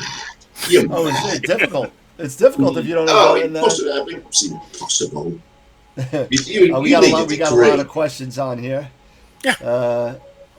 Let's see. I like that site. My cat Orion is bouncing off the walls. Mark Ellis. Mark Ellis Topaz. From Topaz. You got a mask if you denoise. Yes. Okay. So they're really talking about masking and stuff like that. The whole thing with this denoising from Topaz was that, to me, the way it was introduced to me was that it was going to do all that kind of for you and protect the stars. Okay. It does not do that. Obviously, we saw that. So that's why I got, as you say, the renter's license. I did not pay for it. I got it's a 30-day free trial, so feel free to go and free trial it all you want. Yeah. I haven't bought it yet. I'm still on the trial, so my swingometer has swung further now because of what you're saying, Dan. Well, so yeah, I don't know if I Dennis will made a throw good the 50. point. If you do, you guys know StarNet plus? Yeah. Yeah. When it gets rid of all the stars. Yeah. Yeah. So if I do M51, bring it into PixInsight, StarNet plus it, bring it into denoise, and bring it back and put the stars back. It might look okay, but you know what? I think I'll just stick with my the regular like the MLT and just be done with it. Right, that's right. I don't seems like normally it's too much. Yeah, it is too much. I don't normally do star reductions, but I have started to do that in PixInsight now, and that's MT, isn't it? And that didn't work for me before. Morphological transformation. You got it. Now I've had another look at it and actually followed the instructions, and it's working much better now. Read the blanking manual. Now another one I did this time. Yeah, the one that Eric lifted up there, the very one. I read a whole paragraph, and very good. I've read my second paragraph of that book now, and in 2 years. Yeah, no, it's a good book. In actual fact, that's the second edition you've got there. Yeah, it is. It is, and I actually even signed up for IP for AP. Yep. Oh, interesting. So because I'll be honest, I'm not as much of a reader as I am just watching videos. Watch and follow. I'm the type, because I'm so busy with just life. I sometimes don't have time to read. I would rather watch, like, say, Amy Astro or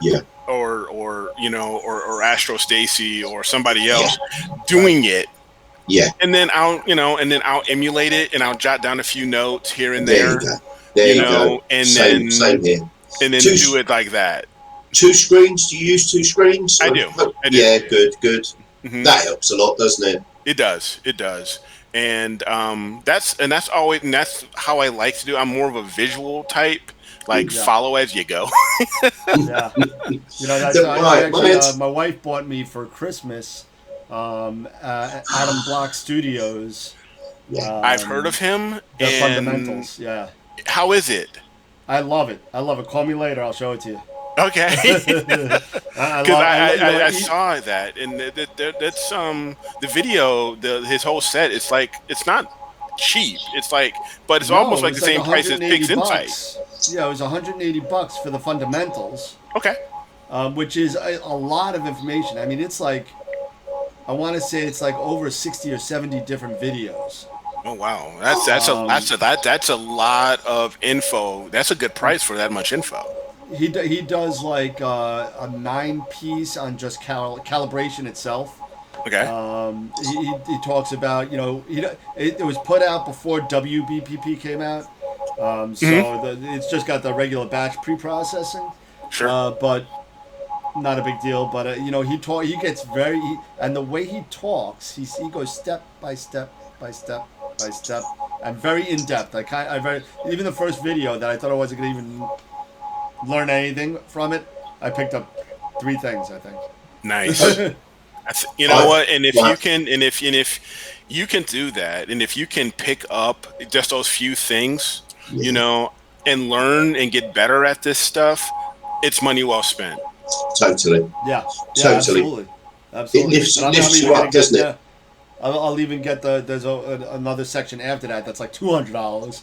There's another one of another like 100 different videos of stuff that he does. It's called Horizons. So it's like Pix Insight 2.0. So it gets crazy in depth kind of into it. I'm only about halfway through the videos right now. Mm-hmm. I'm only up to combination. so he goes into drizzle and a whole bunch of other stuff. It's like 100 different types of. Now drizzling that you have, is that more like with you have to dither, and it's also like a bit of undersampling? Yeah, and what you could do in Pix Insight, you could actually generate the data for drizzle in Pix Insight, and then you put everything together with your lights to kind of smooth out the picture. Okay. So you get a little bit more definition out of it too. Okay. So basically it's helping with the noise. Yeah. Oh, big time. Yeah. I get walking noise because I don't dither, and Amy. CMOS. I don't have anything like that. Dither or die, Tim. My guiding's too good. It's just. Speaking of which, I got to check my computer and see how my guiding's doing. Yeah. Oh, bless. I didn't bother tonight, actually. The moon is glaring. I felt dreadful. I don't care. There's the 10-year-old. That's the one I was telling you about. Good night. Hey, how you doing? We want your telescope, young fella. I only got a little bit left. I'm doing blue anyway because it's high up in the sky. So. Okay. Oh, right. Cool. Anyway, sorry. Moving on. Well, when you do those, because I watch an Adam Block video on YouTube that's probably one of his first. It's his free ones. Right, yeah, absolutely, yeah. And image integrate, and I go back to it, and I still have my notes, but I refer back to it. Image integration, and getting all your stuff combined, and getting all your darks and your bias and your flats and all of that lovely stuff. Yep. I still refer to it. It's so. The first time I watched that, I couldn't get it. Probably took me five times of watching it to get anywhere at all. Yeah. Now I'm very comfortable with it, but the lift, now I've got my head around it, the advantage into my game is massive. It's this last probably, 6 weeks. I'm elevating. I know it will all wear off again in a minute, but just for a minute, I'm good. Yeah. and it with because with APP it's basically just 9 steps. Yeah. Or actually it's just 6. 6 steps. Right. But with Pix Insight, and unless you're doing the script, like the batch pre-processing or the or the weighted pre-processing or anything like that. Right. There's so much. But I think it's really good to understand all those basics and fundamentals of integrating and dealing with this, creating a super bias and all that stuff. I've got Amy to thank there because she said she wouldn't help me anymore unless I started to actually watch the videos that she was doing. Because I was asking the question, she'd already done a video on it. And I'm going, how do I do it again? Watch the video. Watch the video, Tim. we got more comments coming by. We got Dennis Wild saying he finds deconvolution while the image is still linear goes a long way to improve the stars. Thank you, Dennis. Okay. I've never got on with deconvolution. I'm gonna be brave. Sometimes it even negates the need to shrink the stars later on. Okay. Right, beautiful. Steve Flanagan Decon. said Eric needs to be a regular on the show. And Dennis He said does. drizzle also helps round off square stars. So so it helps you out if you're undersampling a little bit. Okay. That's good. I tell you, I'm still such a noob at some of this stuff. Sometimes it just amazes me that I can actually, even get a picture out. Yeah. Mm. I still got my Heart Nebula, which I've been talking. I started it November 1st. And you're still working on it? What? Oh, I'm still processing it. Yeah. Oh wow. We saw So I a have- little of that on a What show. I'm doing is I got 2 nights of color RGB, LRGB, and then I got about 30 something hours of narrowband. Wow. So I got I think about 12 or 13 of each channel in narrowband, maybe like 35, 36. And so what I'm trying to do is I'm trying to take the RGB stars and put it on the narrowband, under the narrowband image. Okay. And what sort of narrowband colouring are you going to do? Is this going to be a red heart? No, it's not gonna be red heart. It's gonna be the blue gold, the SHO. Oh, because you're going Oh, SHO. okay, yeah. The Hubble Okay, you're palette. going Hubble palette. You're going Hubble Yeah. palette. Okay. Hubble palette with the RGB stars. There you go. so it's going to be an interesting look. So it was supposed to be a Valentine's Day present for my wife, and now it's April. And But you know what? It doesn't matter. It'll be all good once it's all done. She'll appreciate it, man. oh yeah, I gotta get it on the aluminum and everything, the whole thing. There you go. But correct me if I'm wrong because I'm not 100%, but I think if you're doing that narrowband with the LRGB, it's going to help those stars because don't those stars come out? They come out a really weird color. Sometimes they come out like Narrowband. purplish off of narrowband. Yeah. Oh yeah. Absolutely. The color hue is totally off. Yeah. For stars. So when you sit there and you take the RGB, you process that. Okay. So here's what you do. You process the nebula. You take all the stars out of nebula with StarNet. Okay. Take all the stars out. Got Take it. your RGB and process that minus out with pixel math, minus out the Heart Nebula from the other one, Okay. and then underlie, bring the stars back in, and keep the narrowband heart. Interesting. Now, Yeah. now when you do the underlying or anything like that, are you using PixInsight to do that, or are you using like It's all Photoshop? PixInsight. Okay. It's all PixInsight. Pixel maths. Pixel math is math awesome. has a percentage, doesn't it? Function Yep. when you layer those two images together, will blend the two. Okay. Whereas There's an if function, an IIS function that you could use for it, and it'll say it's like an if then that type logical statement. Yeah. See, you already got me. You just got me stuck when you started talking about math. Oh, don't. And they even spell if wrong. It's with 2 I's. So it's but this is the type of stuff that I picked up from the Adam Block videos. Okay. So Where is it really is good the way he does it. Okay. You might do it in Photoshop using a layer mask. Yeah. And doing Yeah. some sort of opacity. Yeah. You can absolutely do that. Mhm. You can absolutely do that. You can do masks all day with that Yeah. and layer it all down and do whatever you gotta do. Depending on how many, I must admit, I've never done this. I did start trying it on a picture a while back. Depending on how many stars you could manually. I did read an article in Sky at Night magazine, actually, where someone literally said, I'll find it actually, because I looked at it and went, no. Literally says, look, clone stamp out all your stuff. Might take you a couple of days, but it looks A couple brilliant. of days. But it looks great. This is Sky at Night magazine. Clone stamp it. Get a really good one. Just drop it off. Drag and drop. Yeah, that's it. Yeah, so I'm just gonna download your heart and tell them it's mine. You know, There you go. I'll just use yours and put my signature at the bottom. That's awesome. Oh man. Yeah, There's one thing I gotta say through that about the Astroworld. Astro community. The one thing I gotta say is that, I've been involved with star parties. I'm sure we've all been involved in all this kind of stuff for years. And for the most part, with the exception of maybe once or twice over the past 20-something years of dealing with the people and everything, the honor code in this type of community Yeah. is so huge. I mean, nobody. It's everything. Everything has got to be done our way, no matter who it is, and we don't cheat. We don't do it. We may find a script here or a script there to help, but we don't cheat on things. You don't sit there. Some people go out there and I know I'm going to get yelled at for saying this, but some people go out there and rent stuff like on Slew, and get a telescope on the Canary Islands. Okay. Yeah.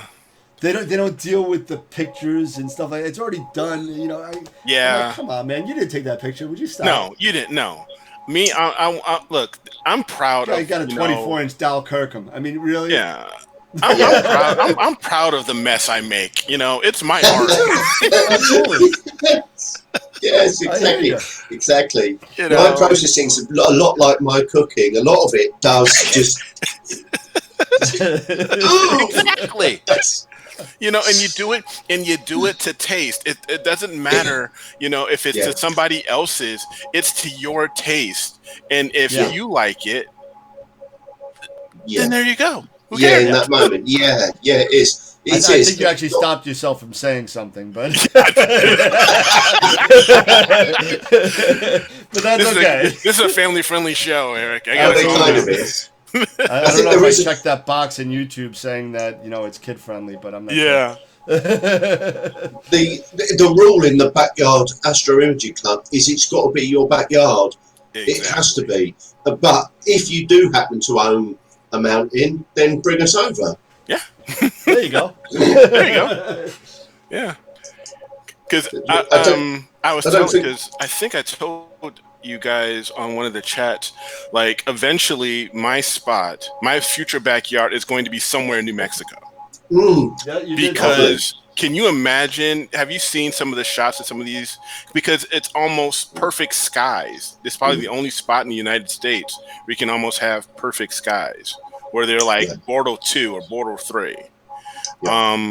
It's just one of those areas in that single part of the country that everything just comes together, and you can actually see, I think you can actually see parts of the Milky Way itself. Oh, yeah. So. Oh, yeah. I mean, I saw a video on the NEAF videos on Saturday that they image 267 nights a year from New Mexico. Yes. Some crazy number. It may not be 267, but it's like 230. It's like 2/3 of the year or something like that. Mm-hmm. It's ridiculous. Yeah, it's amazing. I can cope. So where do we need to be then? Can we? How far down do we have to go? So past. Can we be like Baja, California, or can we be in a somewhere? Is there any coastline? Go ahead. I don't know about the coast, but is there any I'm okay with that too. Yeah, I can remember a boss, rich guy boss that I did some stuff for, and he got a bolt hole in New Mexico, year 2000, I think, or something goes that, and we've never seen him since. Yeah, I mean, a friend of mine actually went into cahoots with two other guys and got one of those New Mexico plots. Yes, and he put up. This is about going back about 10 years. He calls it Dragon Rock Observatory, I think it's called. Oh. But, and he's got a couple of AA pods out there. His name is Mike Siniscalchi. Mm-hmm. I'm not jealous. I haven't seen him since he opened that up because. There's this spot called the New Mexico Astronomy Enclave. It's off the side of a mountain near like Lincoln. I think it's like Lincoln National Park or something like that. We're right off of a mountain, and they've got 300 plus days of dark skies, of clear nights, and Crazy. stuff like that. But the plots are like 75 grand and up. Yeah. Yeah, I'm just looking now. Yeah, I like the coast, so I would have to end up just stay out there on the west, but Sure. it's very tempting. It's very tempting, isn't it? Yeah. Yeah. Again, I don't think the wife would go for it. Yeah. She wouldn't go for it, and Right. she likes the ocean and the water too. So I mean, I could leave it or take it. You know, I don't care about the water. I don't know. You know? I suppose you've got your light aircraft, though, haven't you? What are we looking at there?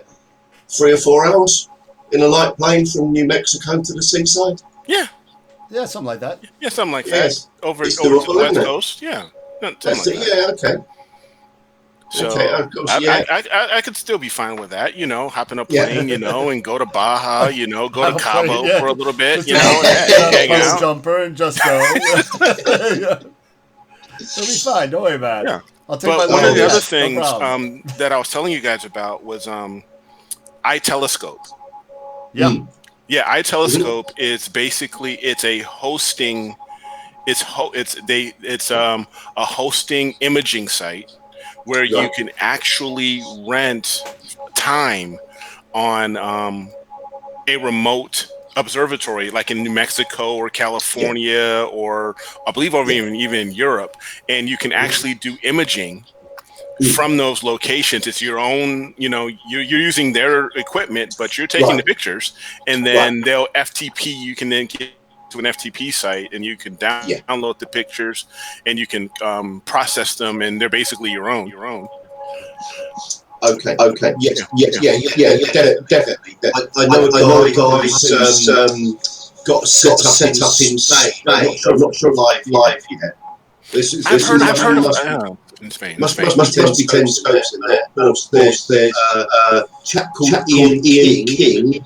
Ever come across Ian King? He's quite well known in the UK. He's got an outlet called Ian King Imaging. And he's in with Chile scope people, I think. Okay. So they go on a mountain in Chile, and then they for themselves, and they rent out to punters like us. Yeah. So I guess that's partly that kind of interest. It interests me if it's. This sounds really selfish. It would interest me if it was my kit on the mountain. I guess. Sure. But you can, you know, because nowadays you can even do that if you've got your own, if you can afford it, your own, you know, plot or something, and put up your own remote telescope, you know, your own that's remote what hub. I think the Ian King guys did is to, however that's done with the authorities in Chile. And of course, does Damien Peach have his own facility? The planetary guy, Damien Peach? He's another guy involved with Chile. Yeah, but you know, it would be incredible because since we're up here in the northern hemisphere, can you imagine being, you know, taking an image of Karina? Right, Or this the is tarantula? bingo. This is something that you've hit on, right? This is a little pet project for the club. I hope we can get people interested because we've got people dotted all over the planet. Surely we can do some imaging of stuff that we've never seen. Some let's have a little bit of a swinger party where they can swing onto ours and we can swing onto theirs. But I reckon we can do things like non-stop imaging so that my scope hands over to you hand over to Japan hands over to Russia. There you go. Okay, so we literally, as the Earth turns and as I go into daylight, I'm handing over to someone else. Yeah. So we could gather, you know, if people wanted to collaborate, this dream of getting 100 hours on a particular target, 2 or 3 or 4 of us dotted around the planet would do that in a night or two, easally. And then there you go. We've got an APOD. There you go. Bingo. It's kind of like Mark McGuire with the asterisk next to his name. Yeah. This was a collaborative effort. Yeah, exactly. Right, precisely, and that's exactly what the mindset of Scopes for Schools was about. So we've got a scope in schools across the planet, and they all collaborate. Then we've Yeah. got projects like a supernova watch, where we can have cheap telescopes looking at the same galaxy 24/7 forever, Yeah. and it will blow. Something will blow there, Yeah. and we will capture it in real time. So there's loads and loads of projects for these cheap, I say cheap, for affordable small imaging rigs, Yes. because everyone can play, all the children can play. If I just bought them a Dob and an eyepiece, you're going to have a 500 child queue Mm-hmm. for a 5-second peep at the moon. Right. But with an electronic eyepiece, it's all over the desktops, it's over their phones. Yes. They all Sure. get a chance of controlling it. Mhm. They all get the picture. Yes, they do. Yep. Okay? Yeah, that's They all when get I to did, go. a lot of outreach. Also, I sat there. And that's why I always bought the what was it the Next YZ from Celestron, the little iPhone holder. You can put it on the eyepiece. Yeah, you can put it They just on. slide Yeah. their- yeah, that's when I'm doing outreach. I say, give me your phone. I will put it there, put it there, put it there, and people just come in with their phones to take a picture. Yeah. And you slide No, their there's no phones picture. in and take a picture with their Yep. phone. So Yep. they go home with their phone. Yep. Yeah, that's I've yeah, got a beautiful. picture of, I've got a picture of Saturn, or I've got a picture Yeah. of this or that. No. Yeah, Yeah. Yeah. That's like one of the best iPhone adapters that I've seen. Though it moves Mhm. up, down, right, Sure. left, side. And as we get as our little pot of money comes towards the purchase, obviously I'm going to run round you guys and the club to find out what is suitable. The two schools that I've got in mind, one's gone offline because the guy broke his ankle, but that's in the Northern Territories of Australia. Okay. And I fancy a holiday out there. They're on a little sticky out bit of yeah, it's idyllic. If you don't mind the great white sharks and the currents. Yeah, and what is it? Those taipan snakes and those browns, those humongous spiders that are about as big as your hand. Right. No thanks. Do you know what? That's what would frighten me about New Mexico. In actual fact, that's something for you right now. Do you have nasty creatures when you go out to your telescope, Eric? No. Thank The worst the creatures Lord. I have out now are my dogs. Right. Praise But- me. Yeah, but I'm just out in my backyard, and no, I mean, it's just me.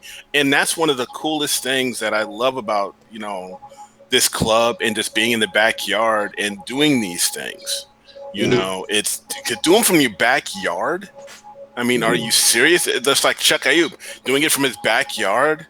Yeah. And in Detroit. it's just one of those things. It's awesome. Yeah. Yeah. From the yard, from the driveway.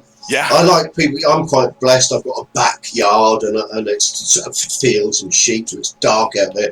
I really am impressed when people wheel their scopes out into the front yard. And Yeah. they've got them in the street there or in a car park. Yeah. I have done that. Big respect. I have done that because my backyard, it faces north, so it's Right. great to because I can see Polaris, I can Yeah. everything, just no problem. And then, but I have wheeled it out because I've got a buggy, a JMI wheelie bar. Right. Oh, Yeah. yeah. Yeah. You You know, were so I probably one of have- the last ones to get those. Yeah. So I bought it used, but I wheel that sucker out there, and I'll Gotcha. go into the front yard to try to get the southern exposures Yeah. because because now we're getting closer towards spring. I really want to get I can't even pronounce the name of the nebula, the Ophiuchus. Ophiuchus. The Ophiuchus. Ophiuchus, thank you. Yeah, Ophiuchus. by M4. Yes. Beautiful, man. Yes. And it's That's- absolutely a gorgeous nebula. What you're going after, because you've got a choice. of Oh, kit yeah. For that. But Mm, that is something I would absolutely love to go for. yeah. I'll move my little AVX and put either the Rasa or the one, the White Cat. I'll put the White Cat on that guy. Yeah, You that's know. it. Yeah. That's what I would put out there. Put the White Cat on that guy, and then but right now I'm actually thinking about grabbing the Rasa, putting it back on the CGX so I can go after Atlas. Right, There you go. right. Okay. Because I've seen what TJ has done with his 9 1/4 with the with his Hyperstar, Right. and they look beautiful. I mean, Yeah. his shots of Atlas look beautiful, and right now, and it's getting closer and closer to us. Yeah. So it'd be It's great. gonna break up probably soon too. So better get out there and get it. Yeah. Has it broken? People was kind of No. there was a rumor. No, We don't they listen to keep on rumors. saying that it's probably on the verge of breaking up, but no one's sure what's going on out there yet. Like Betelgeuse was going to blow. Yeah, exactly.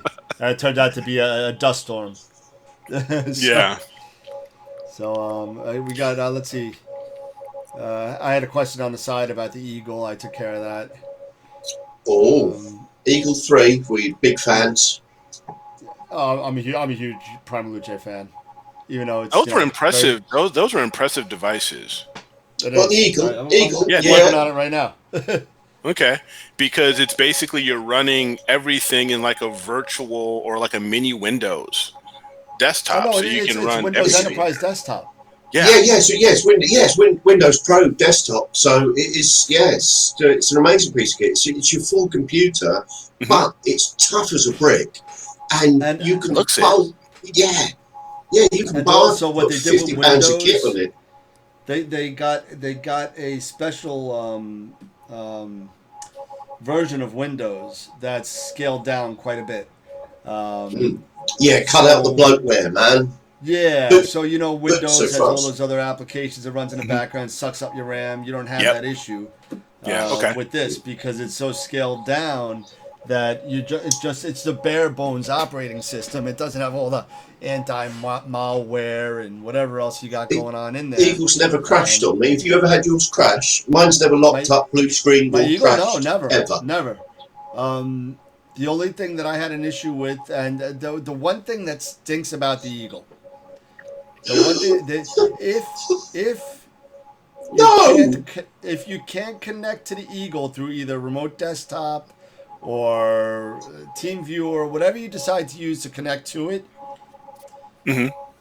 if you can't connect to it, you can't see what's going on if it's on. No.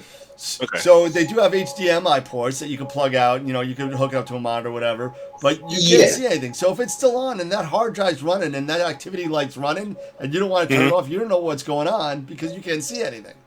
Yeah. That's the only bad thing about it. So if you get like I have a little 7-inch monitor HDMI that I carry around with me just in case. That's what you need. Little tiny screen in your Obsy or to strap on it. But it rarely goes wonky. No, the biggest issue that I have is like when it shuts down, it doesn't shut down, or it doesn't start up right away because it's doing updates and I don't know about it. Oh, okay, yeah. Okay, yeah. And That's it Windows. just takes a lot longer than normal. I'm like, oh my god, what happens? It's not starting up.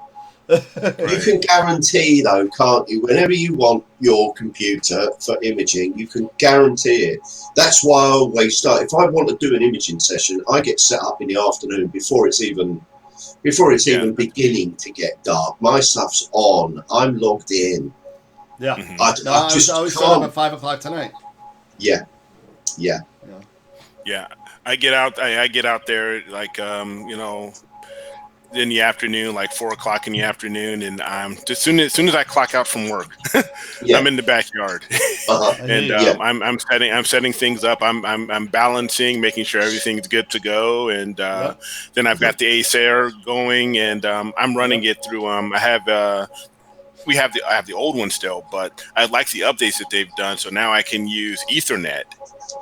So now I'm running I'm running Ethernet from it along my backyard, and I have a power line adapter. Yeah. And I have it plugged in, so now I can just run everything from my PC. I've got to say, for all the wonderful things about wireless networks of ASI Air and Pro, and obviously the Eagle, and there's another one out there, StellarMate. What's StellarMate? StellarMate. Oh God, no, not StellarMate, no, please. StellarMate. I saw that, and I'm not impressed. Oh man, let me tell you, I bought it. Oh, I'm sorry. Yeah, me too. I sent it back a week later. What a shame. Because the only reason why I bought it was because I was waiting for the ASI Air Pro. Okay. Because I gave in my ASI Air to get the ASI Air Pro, and then whatever happened in China happened. Right. And and so I had nothing on my little mini rig that I have. I have a little mini rig that I use the ASI Air Pro. And so I bought the StellarMate, and I played around with the software for about 2 days, trying to figure it out. Yeah. Until I said, you know what? I called up OPT. I was like, take it back. I don't even want it. I'll even pay you 20% restocking. I don't care. I said, just give me credit. I don't want to have anything to do with it because the software is just so not user friendly. Yeah, I mean, I actually saw because they have it on YouTube where you can actually run things. And when I said, you know what? I was thinking the same thing. Then I was like, maybe I can trade in the ASI Air and go for the Pro, and then I can just get a StellarMate and check it out for a while. In the meantime, that's what I did. Yeah. And then I saw it, and I'm like, after the second video, I was like, nah, I'm done. No thanks. I don't want to be devil's advocate or stir up anything. Is the Pro out now? Do people have them? Yeah, people do have them, but now they're on back order because of everything that happened in Wuhan and everything. So now there's a back order, and ZWO is trying to catch up. But they've got them out there, and people are using them. People are starting to get in. They're starting to come in from the distribution warehouse. What's the buzz? What are we hearing? Concepts at 136 today got 6 of them. Okay. So and they got another 7 coming by I think the end of April. So they are coming in. So a lot they're of people trickling in. Yeah, they're trickling in. So Okay, it'd be interesting because it's such a nice. I think these boxes are such brilliant concepts. And watching them fall on their face is very upsetting. Yeah. It shouldn't bother me, but StellarMate, Mark 1. I know, but you want to see these things fly, don't you? I want to see someone come out with an integrated. I probably shouldn't say this out loud. Maybe someone's making one. I want to see someone come out with a mount with an integrated thing, or at least a USB. Why do we still have to have Ascom direct cables? Why can't someone make a USB-enabled mount? Thank you. What's going on? Serial cable with a little box. Yeah. And a driver, and a special cable. It's 2020. Prolific what? Yeah. Prolific what? Your driver's fee and serial cable. What's going on? 1230 what? Yeah. Yeah. It's annoying. It's annoying. I hate it. It is. Well, doesn't the it's got USB ports on it. I don't know what they do. No idea what they do. But doesn't the one mount has a USB in USB. The Optrons, they have it. The Optrons, CEMs, right? The CEMs, they have it. Good. So you can control. So you can take a USB cable from that mount, has a plug USB. it into a PC, and it will light up.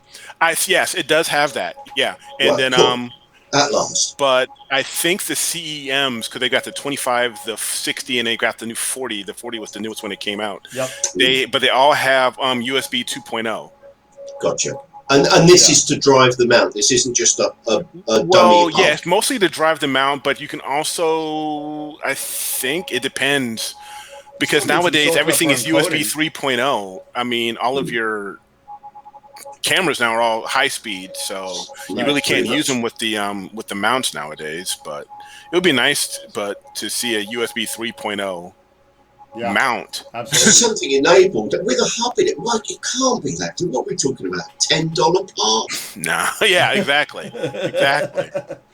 And when we all look at it and go, oh, thank you so much. Yeah. Because because I think the CEM 60, it has, I think it even has like a little mini hub. Right. Like maybe four USB ports. Yeah, the CEM 120, George said, has USB 3.0. Okay, but but the 120, that's a monster, and it's expensive too. Yeah, $3-4 mount, isn't it? You have to pay Mark $4 to get a $10. The newer mounts have a built-in hub in it, so there are newer mounts in there that have 3 or 4 USB ports. About time. Really, it's about time. I mean, I don't know why it didn't, happen sooner. It's kind of like the Pole Master. And I've got one of those. I love my Pole Master. Pole Master first is one that got shot down recently because I was an early adopter of Pole Master, and in fact, me too. We all were. Everybody knows that I couldn't polar align. In fact, I couldn't do anything before Really? I got Pole Master. I didn't even know. Do you know what? I didn't even know. When I got my first telescope, LXD 58-inch SCT, I didn't have any idea that you had to point it north.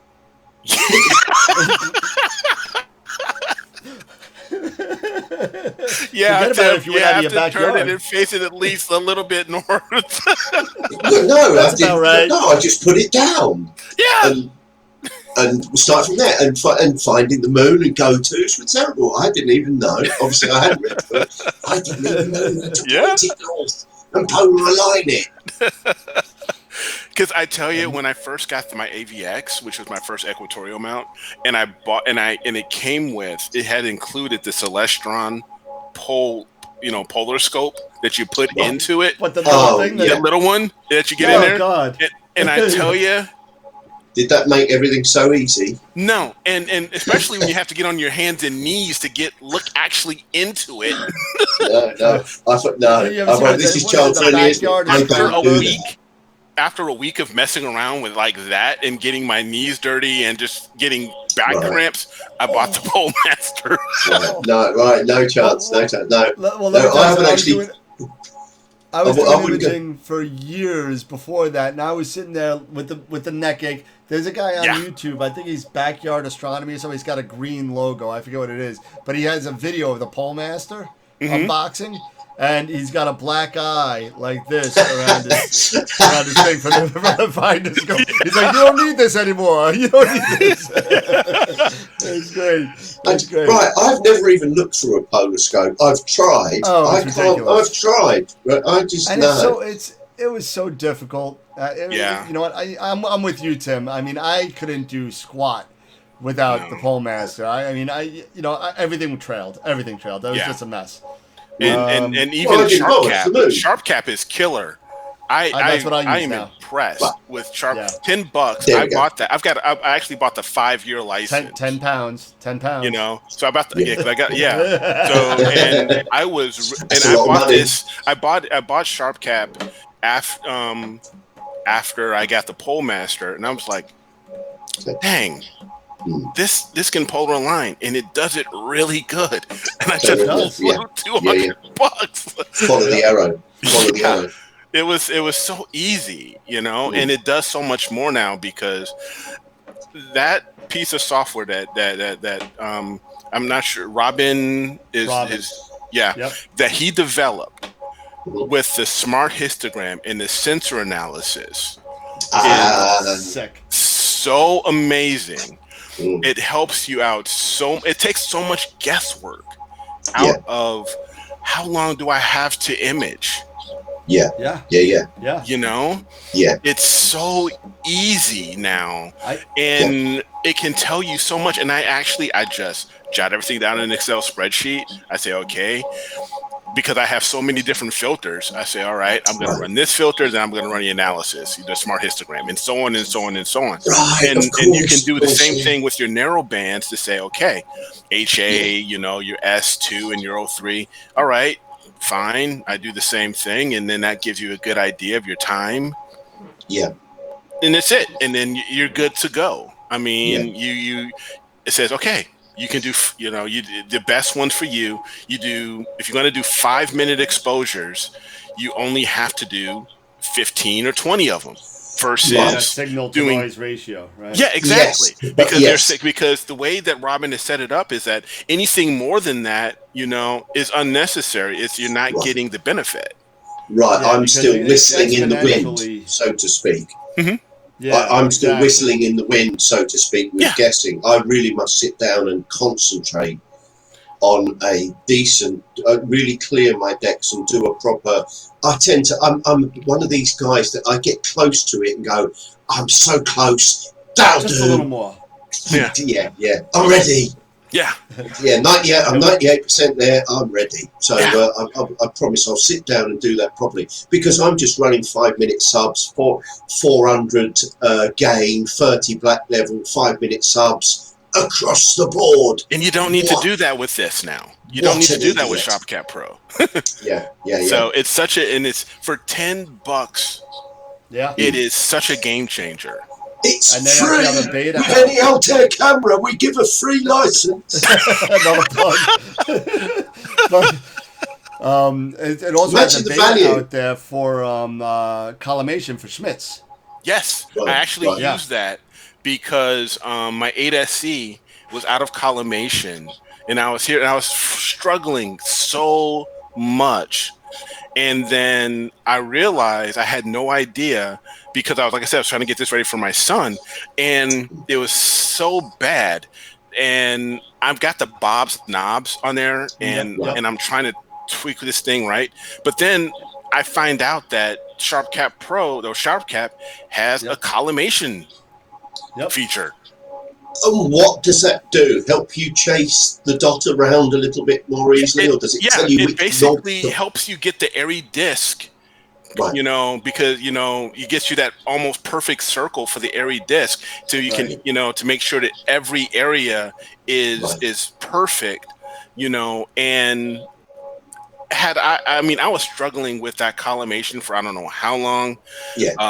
But then I got smart and decided to hook it up to my laptop and just try this, and I was done in 20 minutes. Yeah. Yeah. Yep. Electronic Really good. collimation. Yeah. He's yeah, done a yeah. great job with that program. He's He really has. good. He has. Do we, in actual fact, don't we get to meet this guy at shows? Doesn't he turn up to stuff? And you Sometimes, not very often. He's kind of a one-man Right. show. Okay. Okay, He interesting. does everything with who told my friend Minos actually talks to him. He actually my friend Minos is actually in the credits for SharpCap because he was one of the beta tester, and Okay. and he knows Interesting. Robin. But Robin is kind of, from what I know, I mean I don't even know who, I've never met him, but it seems like he just does everything himself. So he's kind of Yeah. like, yeah. And Got a bunch more comments coming across. Does QHY still make the Pole Master? Yes, they do. Quite. Sure do. Yeah. Yeah. And yes, yeah. Ioptron claims to have one now. They have a type Oh yeah. of Yeah, coming the out now. Yep. the iPolar. Yeah. Yeah. Yep, Ipolar. Stacey's done a video. So YouTube, Stacey Astro Stace Mhm. for a video on the iPolar. Yeah, but I think it's an extra feature you get with the that you have to purchase with the mount. Oh, Oh, really? okay. Yeah, I think it's Okay. like an extra fees. Dennis said, I don't even have a polar scope on my CGEM DX. he's got his own observatory down in South Carolina, so that's why he You know what? If you're lucky enough to have an observatory and you have a pier, you don't you just do it once, you never have to do it again. Yep. You're done. Well, I am you say jealous. I'm that. jealous. You say that. I have a Oh, beer. this is the guy with the slippy pier. I have a beer and a concrete block. You put It's 2 tons of concrete in the ground and it will move around for a while. I can guarantee you. 1 Okay. centimeter every Well, 10 years it moves. Yeah. It's but not. It's nice. I tell you what, I wouldn't rush to go back. And if you can do it, if you can put a pier up, do it. It's much easier than if you're off put or you think you need a builder in. You don't. I really want to do that, Tim. Yeah. I really want to get. I was actually looking. There was a company actually on your side on your side of the pond that was selling these almost like anti-vibration piers. Oh, that's us. That's us. Okay. That's what I'm using. That's Nice. us. So how do you do you like it? Is it really like? Did you Right. do you have to get like a? Because they're recommending like you have to clear out like a metric ton. This is my second pier, dear, and Okay. so I have. God, I hate you. Yeah, I mean, this is your second pier. Yeah, I'm done. Really? Right, it's so easy. It is so easy. It is childishly easy. If you've got a yard, a dirt yard, and you can dig a 2-foot square hole, I mean, Yeah, nothing. right. If you can dig that with a hand trowel down to, I don't know, the depth of your arm and stick some concrete in, that's all you need. Yeah, And you can get the concrete in pre-mixed from whoever it is in the big pre-mixed bags. Oh yeah. The quick Throw the bag. just add water to. Yeah. Exactly. You It's just quick add set, you add the water. In actual fact, a lot of this post-mix stuff, now you don't even have to mix it. You throw the water in it and it just does itself. It's ridiculously easy, and of course, because it's wet, it finds its own level. Yeah. So you mix your concrete. I mean, we're talking so childishly simple. It's a mud pie. Yeah. Nothing more than playing mud pies. Tip it in your hole. Walk away. It levels itself, and then the next day you'll be jumping up and down on it, going, "This is amazing!" Yeah. Now I drilled my bolts after the concrete's gone off, and you might think, "Oh, that's no. what you have to do, right? You have to drill. Well, you can set the bolts in the porridge while it's setting. Okay. But then you better make sure you've got them in exactly the right place, because when you lift your pier on, you better make sure they're in the right place. Right? So, exactly. You're like off. Bingo, right? So none of that. I bet you down at Home Depot for $50 now, because I got one in our Home Depot. $50. It's a massive hammer drill with a Kango hammer on it, and it even comes with points and chisels and breakers, and a blooming great drill bit, an inch thick drill bit, perfect for these studs. And it drilled it. My first pier, I burnt the drill out. Right, but it took hours. Yeah. This $50 drill from Home Depot, 10 seconds to do a hole that deep in concrete. Wow. 10 seconds. Right, it was so simple, and it was so quick and simple. I thought, I'll do a little video. Okay. It was so easy. I was done in literally probably 5 minutes to bolt that pier on. So a morning to mix your concrete, the following day, or leave it a couple of days. Yeah, leave a couple of days to cure. You're sure. There you go. And then you're looking at maybe 5 whole minutes to put the bolts in. And the bolts themselves, so you drill the holes, and then you get, it's a mastic, again, from Home Depot. Squirt it in the hole. Squeeze it in there, so it keeps the bolts in place. You just drive it in there, and then and it keeps them so they can't move anymore. No, that's nice. Right, 30 goes off in 30 minutes, goes solid in 30 minutes. So literally all this stuff about, you build your observatory, take your years, right? So you've taken a morning for your hull, you've taken 10 minutes for your bolts, you've done it. Now all you've got your gizmos cover, just throw your cover over it. Yeah. That's it. You're done now. You're okay. So you've still got to take your head in and out. Yeah. But if your gizmos cover, I had an EQ6 mount outside for 2 years under a cover, rain, shine, winter, 2 years. It's out there. Nothing's happened to it. No. I've got 2 of them. I've got 2 of them. I've got one for the CGX. I've got one for the AVX. Right. Until they stay out. And they stay out. Right. They stay out. They stay out all year round. Right, you so deserve a pier. I will send you a link to the anti-vibration. We have a dealer. We ship them to the States. Nice. So all this anti-vibration stuff. Yeah, they don't vibrate. There's a leveling thing so that you can level the top up. And people said, "Oh, that'll bend if you put a lot of weight on it." Well, that's the reason why I've got an EQ8 on my one. Okay. Was part of a something that I'm doing with Altair to prove that their peers do exactly what we say. So we've put this big head on it. I've put 20 kilos of stuff on it. It's not very well balanced, and we're getting between 0.5 and 0.7 on the guiding without even trying. Now, that's fine. Well, what more do I need to do? What do you want? You can tweak it. I know how crazy you are. Well, now I'm going to do PEC tomorrow. We got a bunch more questions that I'm ignoring. So let's see.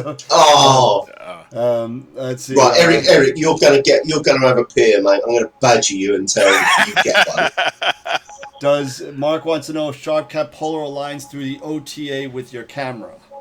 So through the guide scope. Through the guide scope. Yeah, I would not suggest doing it with your OTA. Depending on your OTA and what your field of view is, it may not do anything for you.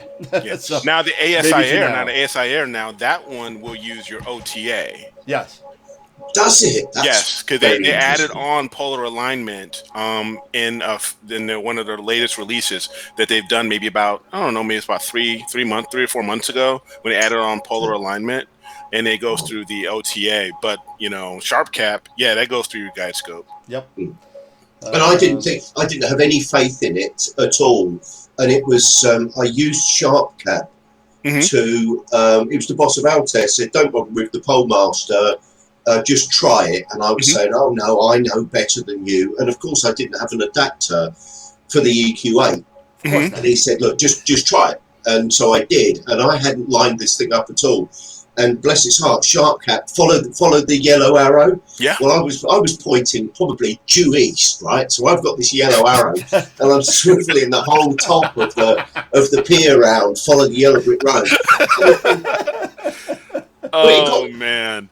Right. So I'm starting over there. I'm pointing to the wrong country, not even slightly north, but it still showed me the arrow.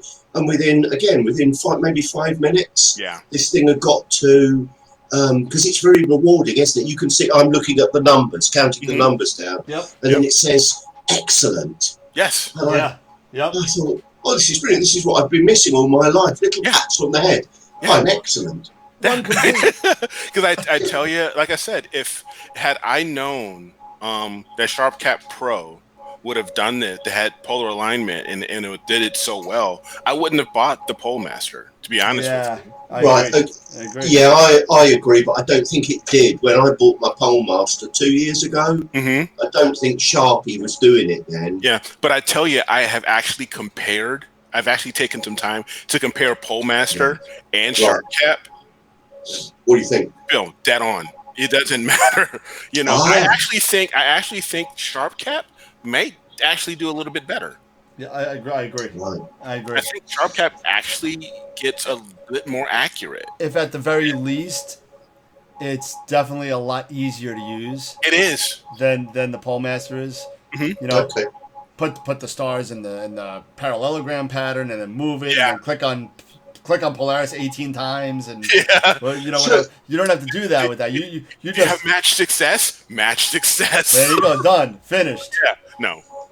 Chris Rivera has a question, and I tried to answer it, but I guess he didn't see it. I'm not sure, but my nephew just recently passed away and was given a star in his honor.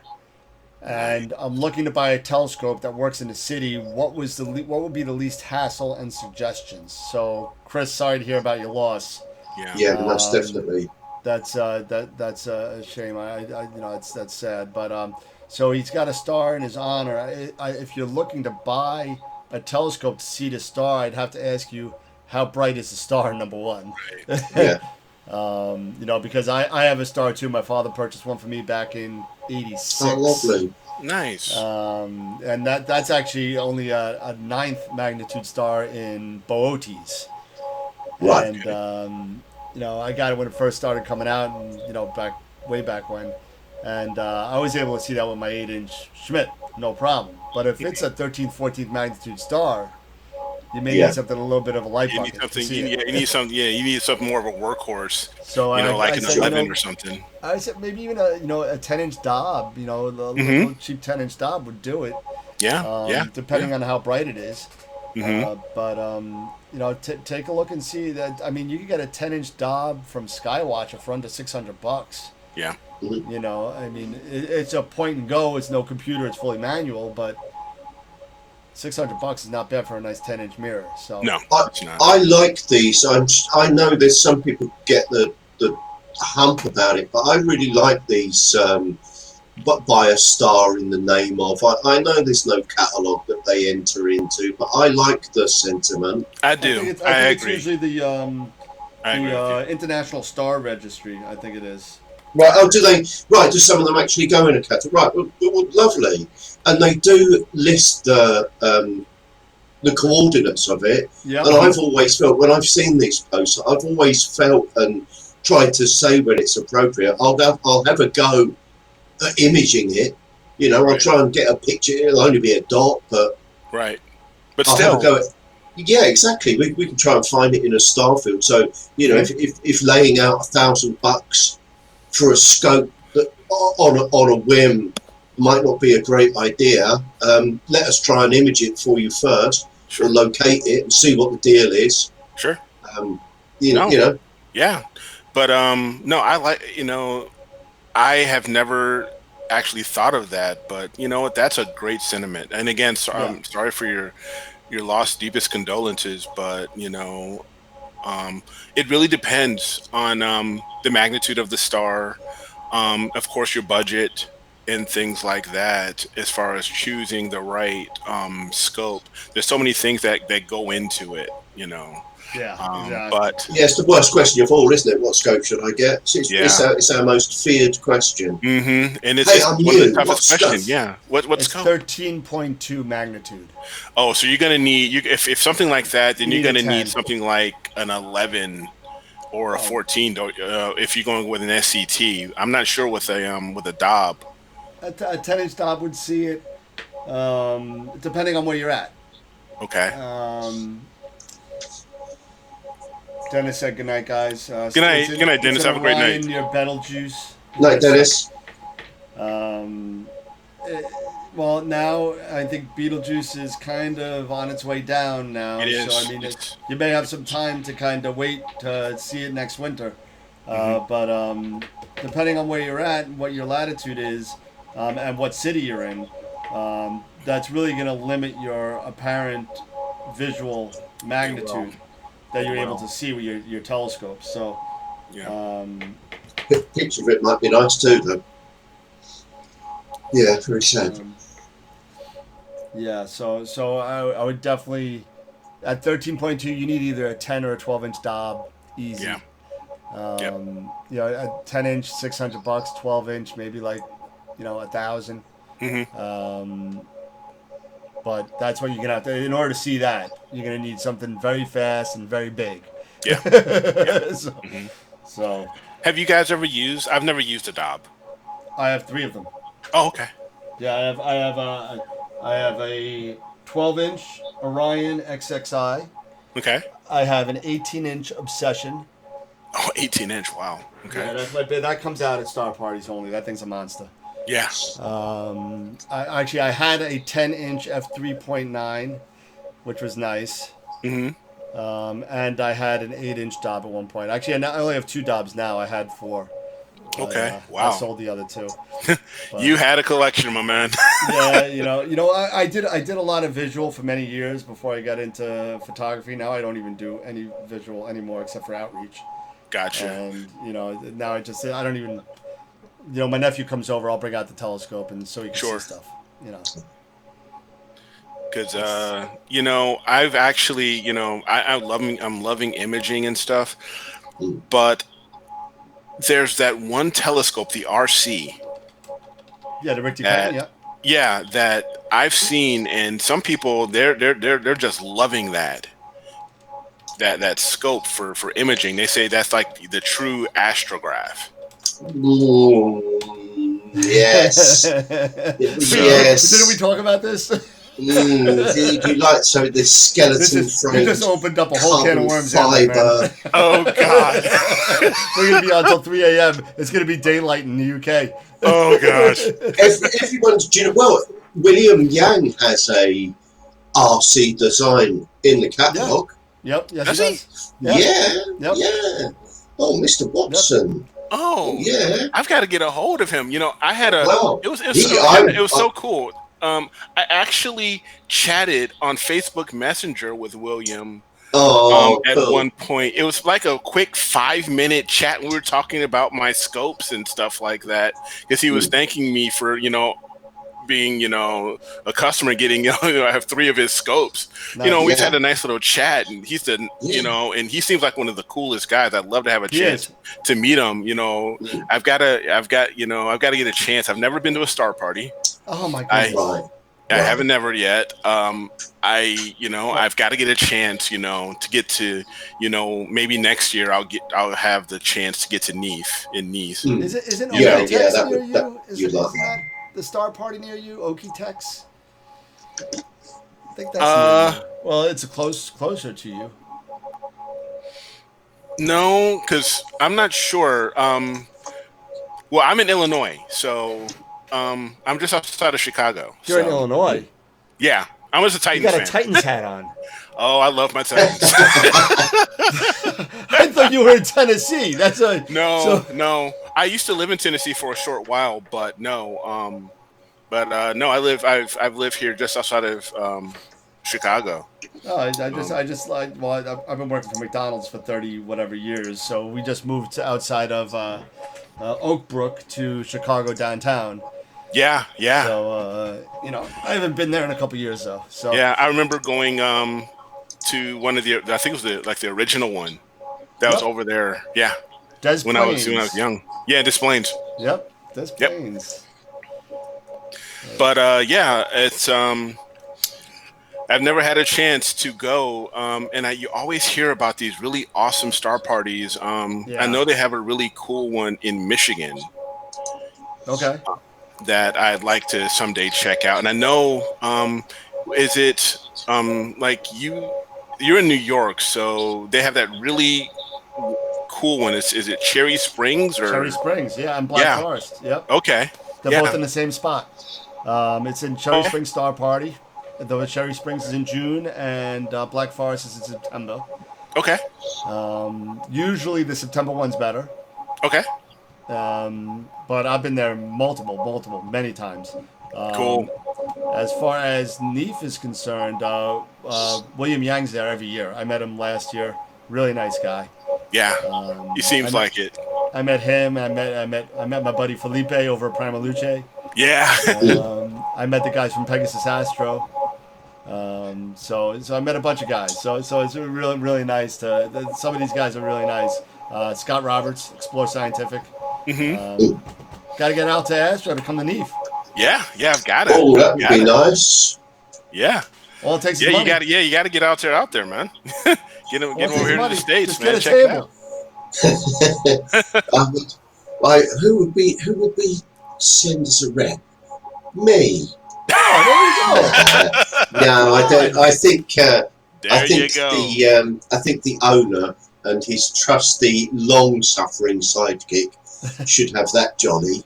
Hey, well, you could go there as like one of the guys that unload the truck. Yeah, I could do that. You could be the lackey. I could do that. But the thing is, I get you're so the roadie. distracted. You're just bringing out the gear. You can be the roadie, man. You set up those nice purple cameras all over the place. There it is. That doesn't look Absolutely right. useless. Have them totally symmetrical. Yeah. It looks like George just woke up from Scotland. He just popped on. Oh, fair play. George Oh, Shepherd. yes, it's very early in the morning there. Yeah. They're just like you, right? Same It's time really zone, right? Early sunrise. Yeah. UK has one time zone. UK's so small. But yeah. No, but I'm definitely going to take you up on that on that recommendation, Tim, as far as a pier, because I've actually been looking at them for so long. You've got two recommendations. You got the pier for your summer project, and we've got to get that filthy muck off your AR Protect window. Yes, I've got to, because the 294 is it's my go-to. So I was looking at some sensor cleaner on Amazon, and a few other things. So because alcohol, like I said earlier, alcohol is out, so I can't use alcohol. Of course, this stuff is just alcohol, isn't it? It's ice spray. Okay. Isn't that just alcohol? It's got alcohol in it, but it's a blend. Oh, has you got something magic in there too? Yeah, it's a blend. Right. Mark said that's a great excuse to get the 533. Thank you, Mark. I'm letting the wife know. you got to start spreading the seeds. Yes, is that the 533? That 533's got virtually no glow, hasn't it? Yeah, it does. That's correct. Right. But that's the CWO camera. It's just like the 2600 and the 6200. Those three have no glow. Did you know that the Altair Astro 269 has no glow and has a larger sensor than the 533? Really? I did Yeah. not know Oh, Yeah. I did not know that. Right, I'm gonna have to get on Astrostasis. I'm gonna have to get on astronomy.tools and check out Astrostasis. some You got to check compatibility out the here. CCD suitability there. Yeah, Yeah. I gotta you do. check that out here. Astrostasis have done There's not a lot video on of Altair Astro cameras on there though, so you're gonna have to give them That's some stats true. sometimes. That's yes. Well, there's Yeah, a you guys reason have for to. that. You have to. They remedy sell that. CWO. What? Yeah. Yes. Yes, there's a reason why we don't feature so highly there in the ZWO importers website. Whoops. Yeah, because I tell you, the 533. When I was looking at it, it fits so many of my scopes as far as the compatibility. You know, the suitability. It's I mean, for the GT 71, for the Rasa, it's in the green. Is it? Yeah, it's in the green for those That's guys. I believe even for the Z26. Let me just take a quick look here. It's hard finding things to It is. suit White Cat, isn't it? Yeah, it is, because it's such a a small focal length, because I even have I bought for my birthday, I got a Ronikin F2. Yeah. Right. And I used the 294 for both of those, and it works out just fine. Yeah, you have some oversampling. Yeah. Or undersampling rather. But you get some blocky stars. Yeah, you do. Yep. But they still come out great, especially but it doesn't look bad. Wide field. I bet it looks brilliant. Yeah, but when you have such a wide field like that, this is a lot more forgiving. Yeah, and you're not zooming in on it anyway, so you're not exactly. looking, you're not going to sit there, unless if you're one of us guys. We're not doing it at 400 times to go take a look at the stars. Yeah, you know what I mean? You're looking for the aesthetic of a nice wide field. Most of the time at the moment, all I'm looking for from a processed picture in the quick and dirty scene is to make it pop on a mobile phone, so that when you wake up in the morning, it's going to work on a 400 by 300. I nearly said a bad word then. Phone screen. I'm making pictures to make people go, "Wow!" on that real estate. Man, it's ridiculous. Yeah. We shouldn't do it.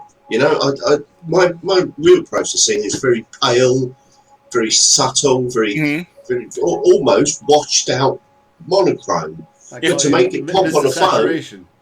Right, yeah. Oh, well, if I'm going to post it on Astronomy Addicts and want to get a few clicks on there for my ego, then I'm going to grab hold of the saturation and go.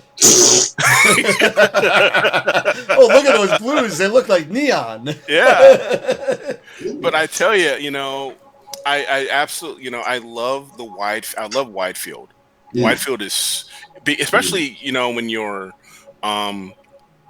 new to the hobby. I think wide field is a lot better for you to get started in. Absolutely. Because I think it is a bit more, because it's so much more forgiving. Yep. Yeah. So I think if anybody would wanted to get started with Red Cat and the DSLR. Yeah, the Red Cat with the DSLR. If you want to get a Ronikin, or something with a shorter focal length, I think that has that wide field is so much more forgiving, for new guys to get started. One of my favorite little toys, 70 quid eBay, the Nikon Nifty 50. There you go. Nifty 50, there you go. 70 quid. Cheap. Can you get cheaper astronomy entertainment than that? No. 70 quid.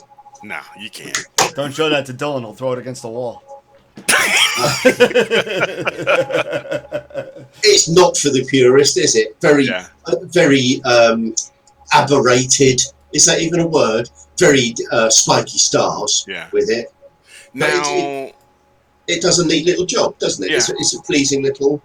Now, how many millimeters is that one again? 50. That's a fixed. That's a prime lens, 50 mil. 50 mil. Okay, so that can give you some really wide Yeah, super view. wide. So that's Yeah. awesome. Yeah. It's Now, a fit- can you have that? Now, can you get Milky Way pretty good? Yeah, yeah. Oh, with Milky Way here, you Yeah. can, on a really clear night, you can reach up and touch it. Nice. If you stand on a bucket, you can actually pull stars out of the Milky Way and, There you go. put them in your little sack. That's true. Mark wants to know if will Altair ship to the States? Yeah. Oh yeah. they will, right? Yeah, if you have a look on our site now, when you go to check out, you'll see all the global shipping options. Every major country Yeah, because that's how I got mine. I got it shipped directly. came directly. UK. Yeah. From UK. Mm-hmm. Yeah. The quad. Yeah. And it shouldn't have taken that long as well. Hopefully it was within a week. Yeah. It was pretty quick. It was like within a week.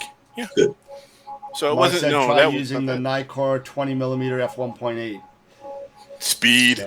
Yeah. big time. F point. You're gonna get F the whole. 1.8. It's like almost an all sky camera at that Yeah, point. yeah. For 20 million, yeah, you're getting it all. Yeah, it is. Do you know what? I think you're right. I find hanging a camera out the window or having an all sky camera is just as fascinating as doing some imaging at times. Yeah. So definitely these little lenses. If I can get a 20mm lens at some point, a cheap one, even if it's got a bit of a mould or it's it's a bit gooey and a bit rubbish, it's fine for an all sky. It's not an award-winning thing. It's going to sit out there under a hood, getting full condensation. Yep. Yeah. Yep. Because that's the one thing that was making me nervous until I found out that it was my sensor that was a problem. I was getting a little nervous that I was actually, because I have my scopes outside under the telegizmo, I was kind of nervous that and it's been so wet right now because right now with spring being rainy, and you have all this condensation. I was really nervous about fungus or mold. Yeah. Right. Well, that's quite. Has anybody made some kind of I don't know, like a gas or something that can go in an OTA to kill that? I would absolutely pay for it. Mm-hmm. I'd pay a premium for it. Trust me. Now, obviously, if you've got fungus between a lens and the lens, that's the tough part. That's the tough, and that's when you have to end up sending. Because I was actually looking into trying to find professional optical cleaners, and I've heard that they're expensive. If you end up having to get that, if you end up having that fungus in between that glass in that air, you're going to be spending some money to try to get, because they've got to get into there. You got to take it all apart and dismantle your entire refractor. and it's gonna, and you're talking some money because then they've got to be able to put the glass and everything back right to exactly the way it is. Even at Camera Concepts, when I'm doing cleaning, unless if it's a doublet with a single cell. Mm-hmm. I won't even mess with it. I'll send it right back to either wherever we can get it cleaned, because to get the optics spaced the exact same way, it's almost impossible without knowing what the hell you're doing. And every refractor is different.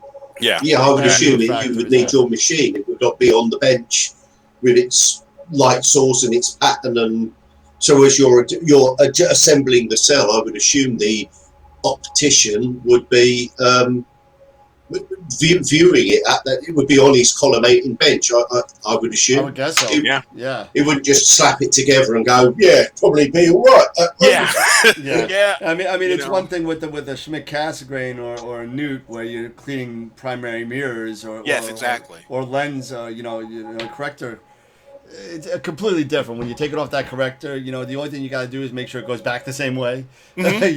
But other than that, and you can only go back really one way anyway. With a Schmidt, you would be surprised. Really, you would be surprised. Okay. I've seen somebody that actually brought a scope back to me. He tried to do the cleaning of the corrector himself, and he gave it to me, and I saw where the marks were, where they put the marks for the corrector and on the rim to find out how to put it back to match them up. Yeah. And it was totally twisted the other way around. The whole thing was twisted. The mark was up here and the other mark was down here. No. So, I mean, he was trying to get collimation, couldn't get collimated, and it was a big mess. Gosh. But, you know, depending on the scope and depending on the Schmidt, you could actually just put that corrector any way you want. Yeah. Whether you could put it any way you want. I mean, but, you know, it's got to come the same exact way that it's matched to your primary. Right. In order for you to get perfect collimation on that. Yeah. Because it's tested before it comes back to the factory. Yeah. Because I know when I took when I was replacing my collimation screws and switching them out for the Bob's knobs, I actually, you know, it actually came out.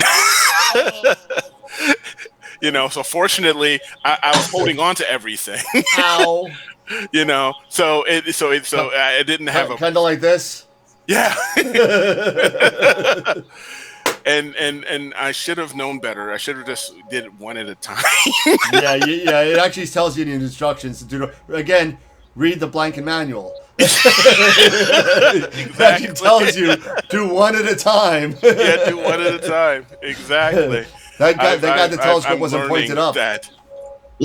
Yeah. Oh, yes. If it's at the wrong orientation, that thing will drop down, won't it? Straight onto the mirror. Yeah. Oh yeah. Yeah. So you probably had it on a bench, didn't you? So yeah.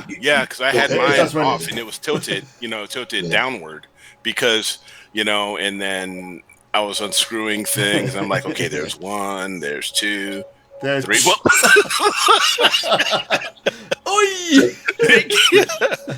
Reasons for buying a refractor. Yes. Yes. No, yeah. Don't worry about collimation. You don't have to worry about anything. You know, don't worry about it. Nothing at all. No. There is, in actual fact, there is no book of adjustments that comes with William Optics, is there? It just get on and use, and have fun. It's plug and play. You just get on and go. Yep. That's it with the Esprits too. Did you have to take your visual back off to put your flattener on, Eric? Yeah. Have you had to play that game and undo little grub screws and wind your... Are you talking about my refractor or my SCD? Yes, on the refractor. Yeah. On your William Optics. Yeah, yes, I did. You know, you do have to take that one off. You have to take the visual back off. Yeah. With either the flattener or the reducer, you have to take the visual back off, the original one. And put that on in it. That's reasonably frightening, but it's not too bad, is it? No, and it's nice. I like Williams flatteners and the refractors because they're adjustable too. Oh, okay, yeah. You know, so you've probably got the Flat 6 series. I've got the Flat 6A2. Yeah. Which is what I got when I got That's awesome. That's when I got the GC71 because I bought it from William direct, and he actually threw it into the package, into the purchase. And then when I got the 126, I went ahead and pulled the trigger on getting the flattener just for that because I knew. Just doing the reading and the research for the reducer that it was already going to work with the reducer. Was already going to work with it. So I need a flattener. Right. Yeah. Right. They need them. It seems like a rip-off with refractors that you buy it and it's not complete and you've got to get another bit. But with Galaxy Season, it is. It is. Galaxy Season though, I think F7. Yeah. We talked about that earlier, but I felt when I first got into refractors, the first one I bought was a William Optics Star 71, and that had all the other stuff built in, just like your Red Cat, so 4-element scope. Yep. Because I was too frightened to do things like take a visual back off or measure back focus, which I found frightening. Obviously, I now have $1.99. Digital calipers from eBay. Yes, you have to have a digital caliper. Absolutely. $1.99. It's Rube Doctor, isn't it? Yeah. I'm sure. He's got a metal one. Mine seems to be made out of some kind of melted down old. I've got. Hey, I think it's the same one. I think you got the same one. You spent $2 as well. I think I got mine for 50 cents because it's all plastic. Big spenders here. But it works. Yeah. D-Jite digital caliper. It's whatever it is. Whoever made it is fantastic. That would do me. It works. Yeah. That's all that matters. This is even claimed to be carbon fibre, but I don't think it is. No, that's China's finest. That is. Now, Tim, do you have in your backyard or your garden? Do you have an observatory? I call it a shed, see, because basically it is a shed. Yeah. I put a home sort of designed bits of roll-off roof on it now. Okay. So it's a solid shed, 7-foot square shed on a concrete base. Okay. And then in the middle of it, there's a 3-foot-6 hole, 2-foot square, full of concrete, and that sits up. Actually, that sits proud 6 inches out the floor, so it's about 4 foot of concrete, 2-foot square, 4-foot pile. Doesn't need to be that big. Sure. At all. Just needs to be a hefty blob of concrete. Some people say a ton. So that's the deal. And what a godsend! It protects from what I found, because my viewing angles with trees and stuff around here, and the fact that imaging below 30 degrees isn't all that great. So the roof part of it, I've only got a 5-foot square hole. Okay. You'd be surprised, or I was surprised, how little a hole was required. I thought I'd need the thing the size of this room. It doesn't, because once it's at this angle, it doesn't actually require an awfully big hole to stare out of. So again, for your when you're ready to do your shedsy, your obsy, have a think about it. Do you really need to climb inside and be with your scope? Are you going to sit outside with it? Probably not. No. If not, how much space do you need in there? Right. So I probably would think 7-foot square. Now I could have got away with a smaller shed. I could have taken up less room. Okay. Could have put 2 scopes. Right. You could get away with 2 piers in there, and you probably know. Do you remember I was running a twin William Optics rig for quite a while? Do you remember that? Yeah. The twin rig? Right, okay. We were talking about speed earlier, and obviously the Raspberry's the king of that, but that was the reason for the twin rig, was to have matching double everything. Yep. So if I got 1 hour, right, if I got a decent 1 hour night, I would have 2 hours in the bag. Simple as that. Yeah. There you go. And the money side of it, because you know how much William Optics cost. Yep. The cost of those 2 103s was $2,000. Now the cost of a 126 is about $2,500. 2.5, yeah, it is. Yeah, so I just thought, look, I can't justify the bigger scope. Then I'd probably end up having to go a bigger mount at the time. So I got 2. My idea was to go 2 103s at the time and try and do something, and that really worked for me for a while. So I'm a big advocate of twin rigs. But you probably would then want a pier and a permanent mounting, because there was about 25 kilos in the end. It was overloaded for a 6 class, about 5 kilos over the top, but I'm not that strong. 25 kilos of metal and wires, I couldn't lift it and mount all that.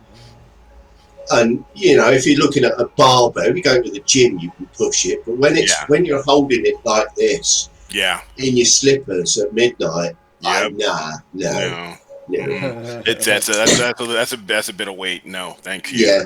It was dead weight. No, so so I kind of modularized it, and you might have seen these different kind of giant bits of metal. In actual fact, there's 10 kilos of metal underneath before I even put a telescope on. Okay. So, yeah. So basically, when you've done yours, you put rebar. What into the floor of the concrete? Yeah. Right. I tell you why I didn't. Right. Don't use rebar, said a friend of mine, in case you get a lightning strike. No, seriously. No, I said that you're overthinking. But hey, in case you get a lightning strike on a tree down the road, it goes underneath the ground. It might hit your rebar, come up it, go up your pier, and throw your telescope equipment. Because we're all metal, aren't we? All metal pier. Yeah. So that's the only reason I didn't put rebar in the concrete. Interesting. Okay. Mm. Now I'm kind of lucky because where I am, I'm in a subdivision, in a suburban Right. subdivision, and all Yeah. we have very small, very young trees. That there's Yeah. Yeah. nothing really, that's why I have great skies right now. It's Sure. because there's just short baby trees in Yeah, everybody's there you go. backyard. Give it a couple years. Yeah, I know, right? Oh, But no, I've jeez. been looking at planning out, is getting a what do you see, the resin or the Rubbermaid Yeah. sheds? Right. Yeah. Yeah. Because Yeah. I've They're a seen really good those. idea. Yeah. Yeah. I've seen those where people are actually converting those, and they're pretty inexpensive. You can get something for under $700, Oh, and then yes. and then Yep. you just retrofit it a little bit for a roll off, and Exactly. And they're let's go. waterproof and rot proof and Yeah, all of yeah, those. Yeah. Yeah. Wood isn't particularly a great material. No. It encourages it. It's going to rot. It's got bugs. hmm You got Well, to paint it. You got to keep on top. The only reason I went for wood was because for the customization, it's a very easy material to modify. yeah, You know, anyone can butcher a piece of wood. yeah. And but you know what? I never understood, but I guess a lot of people do it. And it works for them. Is I've seen so many pictures of on Pinterest of wooden piers. Right. Yeah, there's this theory that it must be metal, and I want to bust some of these theories, and out there are helping me try. hmm Wood, a piece of oak is so tough and strong, Yeah. and okay, it will twist and it will crack, and you might have to polar align twice in a year. hmm Awful. But the thing I is that you've got because I've seen these where they have somebody's actually taken oak 4x4s Yeah. posts, and they Yeah. just drilled and bolted them together. A wow. purist would go, no, you mustn't do that. I can't see any problem with it whatsoever. I really can't. Right. It's got to work, hasn't it? I mean, Yeah. I mean, it's been strong working for and quite a tough. few folks, and it's pretty inexpensive. Yeah. I chopped a tree. I had to have a tree taken down here. Now, the stump is low on the ground. I was going to bolt a pier on top of that. Yeah. Now, if I'd thought, or if it had been a different situation, I'd have probably cut it off at, I don't know, waist height or chest height or something, and Mhm. bolted a mount straight to the top. Now, everybody would have told me I was an idiot, but then they do anyway.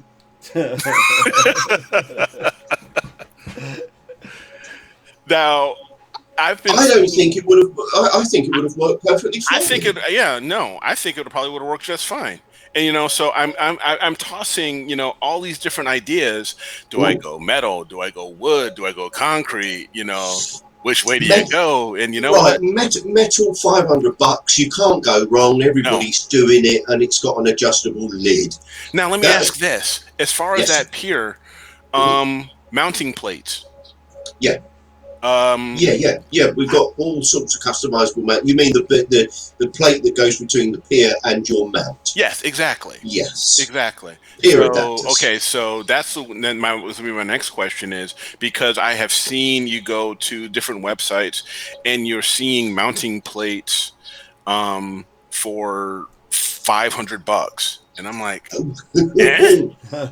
No, 50 to 70. Your pier's probably for $400 or $500. I think that was $500 by the time it's shipped, and your adapter plates $50 to $70. Yeah, for your bit of metal, depending on, what one you need. Right, and for my CGX, that's all, because I'm not planning on getting that Mach 2 until I retire.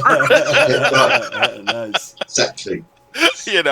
So I'm gonna be holding on to the CGX for the next 15 years. Yeah. Right, this is my thinking. If you can wear a peer adapter out in 15 years, I'd love to see it.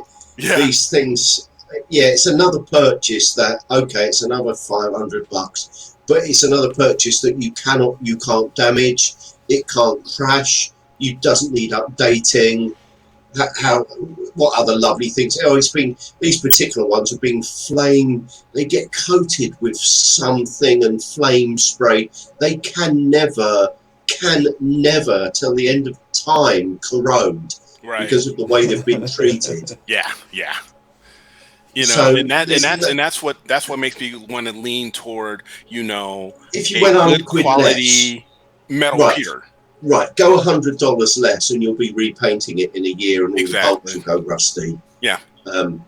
We've really thought about ours, and funnily enough, I have what is probably the only competition to our peers by another brand. Mm-hmm. So I've got 2 peers that you know, having a face-off in my shed. One's mounted, one isn't. And I can tell you that they're both just, you know, I'm going to get slapped by the makers and everybody. They're both big lumps of metal that can't go anywhere. They can't go anywhere. No, you can't go wrong. I mean, if you found an axle off an old truck, that would do it. If you've got a really nice stiff garden wall with a good corner, then bolt it on that. Yeah. I've got the feeling that there's been so much hype. There was a bit of elitism with piers and domes that I'm now a cut above, because I've got the £5,000 to spend on my Sky Shed pod and pier. Therefore, I'm better. Yes, I'm better than you. Yeah. Right. Well, imaging's leveled the playing field in any case, because it's not about your kit anymore. It's about what you produce. Exactly. And so, yeah, it doesn't matter what you've got this thing bolted on. But however, I can promise you that our piers will not corrode, and the adjustable plate on the top of it, because my other pier is non-adjustable, so that even though the concrete levels itself, by the time you've bolted this big thing on top, it's not going to be right on the bubble. And my go-tos were slightly off. Right. Bit annoying. Okay, go-to slightly off. You can live with it. With the Altair pier, it's micro-adjustable, and it's got a bubble on the mount, and I put that dead in the centre. Now, all of my go-tos, now you'd expect them, it's an EQA, you'd expect them to be all right. Yeah. But all of them are, I've never had go-tos so perfect, and I can't wait to do some outreach now, because from the moment I turn this mount on and click on cart seal, everywhere I go, no matter what target, it's right in the middle every time. No matter what I do, no matter what part of the sky, I've never had this before, and I'm really quite blown away by it. It's got me, because Dan talked about doing sky tours with his mount early on in the game, and mine never worked. So I always thought sky tours were rubbish, right? Because I wasn't pointed north, was I? For a start, no, you're east. Yeah. Had my cap on back to front, you know. So yeah. So now with all the, you know, long winded tail shore, having it level on that pier permanently, I can tell you now, if I turn my system on now and press anywhere in the sky, anywhere visible in the sky, that mount will land on it right in the middle, and then I can literally press go, PhD, get guiding, camera, cool, and walk away. 6 months ago, I would have to nurse everything. Sure. Yep. Now it's I'm going to really bad karma myself. Now it is turnkey. No, I'm loving it. It. Mark wants to know if they powder coated the mount. Right, it's got a shiny black powder coat on top, but it's all, if you have a look at blurb on the website, it's been flame sprayed. I don't quite understand it. It's been zinc flame sprayed or some process, which means it will never ever cannot corrode. This is on the Altair site, right? On the Altair site, yeah. And I think they even had a video of them making them and flame spraying them with this technique. And but I'll certainly let you know. Mine's been in 2 months now, so far too early to tell. Yep. All right. Well, all right. Yeah, the Sky Shed 8. There it is. There you Sky go. Shed, yeah. Sky Shed's good, man. Yeah, there you go. When I get out of New York. When I'm in Bortle 5 Skies with you. I like that. That's awesome. Well, It really is. We call it the Ron. Over here, we had an advert by a paint manufacturer's Ron Seal, whose marketing line was, "It does what it says on the tin." And so we call products, they're Ron Seal products, if it does exactly what it says on the tin. And this one, you can't go wrong.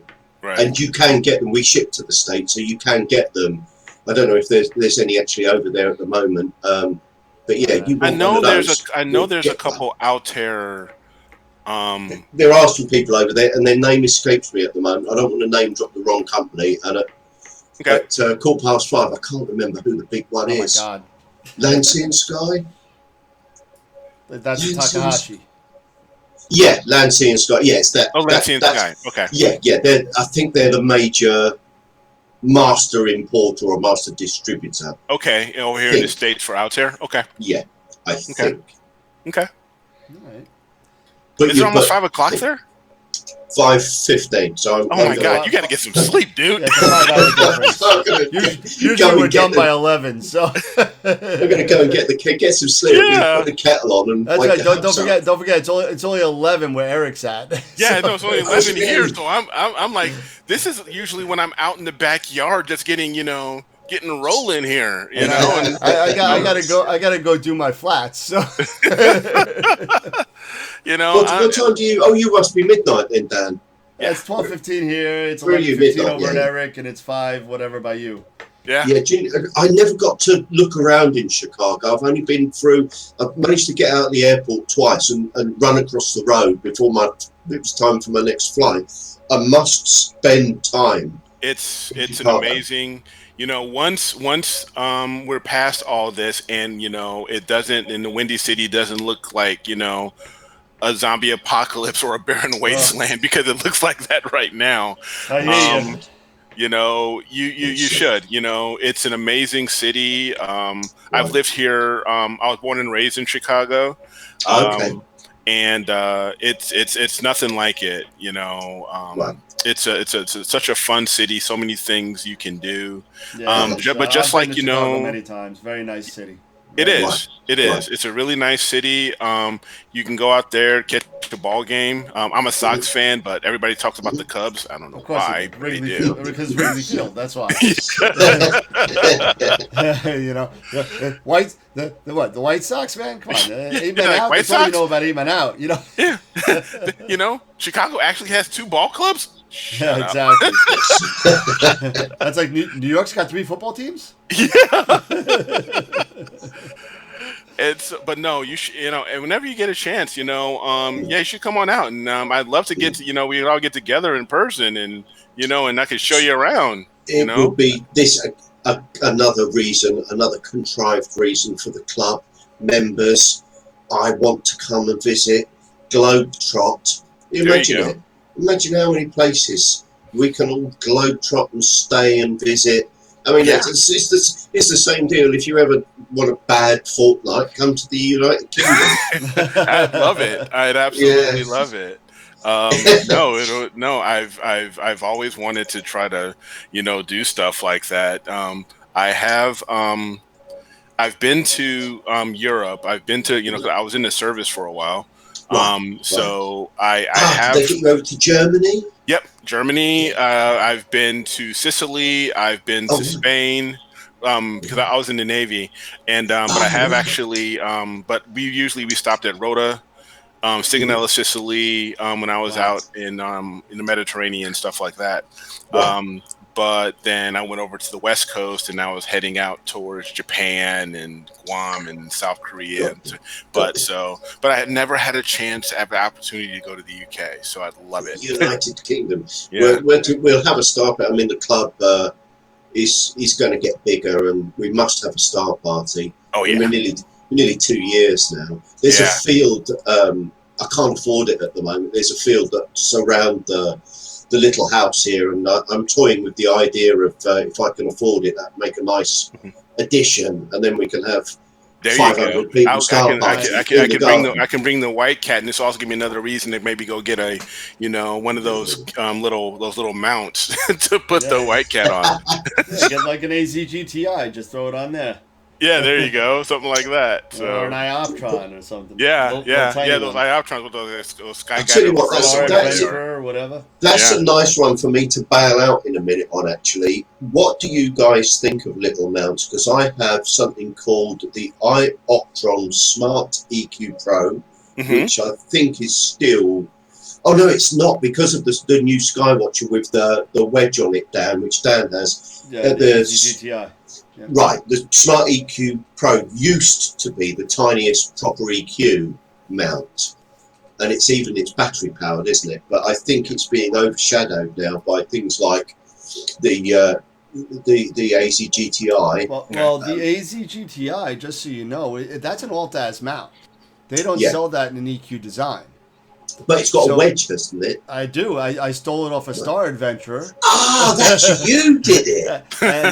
and made a little minor adjustment. I can't say that it's not my brainchild. Somebody else did it, but I bought it from him. So that's not officially available. That's you. No, that is not sold that way. It's a Star Adventurer wedge with an AZ GTI, but the AZ GTI did come out.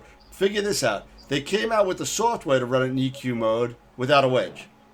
So go figure that out. It needs it. We need little, I think, right, broad thing there. I like little accurate EQ mounts, and I know that there's the Rainbow Robotics has one for £4,000 or £5,000. Oh, jeez. Yeah, no Yeah. counterweights. For 400 or 500 quid, please. Another. Yeah, I'll, so be, the I'll, smart. be, I'll be good, if I bring the White Cat in the 294 or my soon 533. Well, you're fine then. Yeah. And grab a sky. I'd love to maybe like a guide, the Sky Guider Pro. Sky Guider Pro, yeah, sure. Yeah, that'll be perfect. That's Yeah, a perfect weight. It can handle that. I got my AZ GTI. I got a 163 Qui on a with a 200 millimeter Canon lens on it. There you go. Yes. And that's such a baby. That's my that one, isn't vacation it? package. There you go. There's your travel. There it is, right there. Actually, it's in that Carry bag on. right there. Oh, really? That's it. There it is. There's your carry on. There's your That's carry all, on. that's the whole thing. Your Astro Everything's rig in for there. carry The on. counterweights, everything. Yep. And I guess that's me, isn't it? With Tiddler. There it There is. you go. Just a little piccolo of a telescope. Oh no! And now I know it's getting late. Yeah. Well, I guess I should. Otherwise, it's going to go. Otherwise, you guys are going to be up late, and it's going to be daylight. Honestly, I could talk to you guys and talk about Astro all freaking day. You know what? And So it started. we still got 15 people watching us, and people are jumping in, jumping off all over the place. So, No, It's I Astro appreciate World. that, guys. It's Astroworld TV. Well, please be. We enjoy having guests. Yeah, I mean, Dan suffers. Unfortunately, I was quiet a lot because I don't have a peer, so I really didn't have anything to contribute. I know nothing. I am so, let's say, Because you have to bring yours out all the engineering time, challenged, I guess you would call it. but I set up every night and whatever, and if I had a peer, I'd call my buddy Dennis to come down and build it for me. So Yeah, that would be so good. You're getting a lot of exercise doing that. I think it would probably and I'm still a fat do man. for me. Dollar in the jar. Dollar in the jar. Oh, sorry. There you Oh, go. fantastic. The kids are all in bed by now. Oh, sorry. Yeah, really. They're getting up in the UK. Yeah, they'll be they're all on lockdown, aren't they? They can't they can get up but they can't do anything. Yeah, really. This place was so quiet. Has it been creepily quiet? Have you ever heard your locales, your areas so quiet, or are people still bustling around? Not so much. I mean, my friend lives in Queens, and Right. it's affecting her a lot more than it is on Long Island. Right. I mean, literally, the only thing that you hear is sirens. That's all you hear. And at night, at 10 That's o'clock at right, night, man. whatever, it's just, it's eerie. It's eerie. It's what, Yeah. At least that's what she's telling me. Right. On That's Long right, Island, not so much. Even though that Long Island is slowly becoming very much more dangerous in recent days, it's more like it's a quiet type because there's not a lot of sirens or anything going off or nothing like that. So I mean, it sucks. We're all in the house just like everybody else in the country. But I mean, what are you gonna do? It's either go and stop breathing. Yeah. That's the other option. Yeah. I've had pneumonia 3 times, and it's really not. It's not funny. Having your breathing being out Mark of likes control. the fact that there's no traffic on the way home. Oh yeah, I would agree with that. Hey, it takes me 45 minutes to get to Manhattan now. Normally it's like 2.5 hours. Shit. There you go. So, There but you I'm go. not driving into Manhattan. I'll tell you that right now. Yeah. But I've lucked out. I've been blessed because my job is only 10 minutes away. Yeah. But I still have to work from home every once in a while. So. Right. But Well, my wife's been this home is for my 3 job. weeks now. I'm sorry, Tim. My wife's been home for 3 weeks now working. Okay. Oh, okay, right. Yeah, you're work. This is my job. I'm on my second week vacation. So there you go. last one was planned because of Neef. I took that off for Neef because we were going to go up there.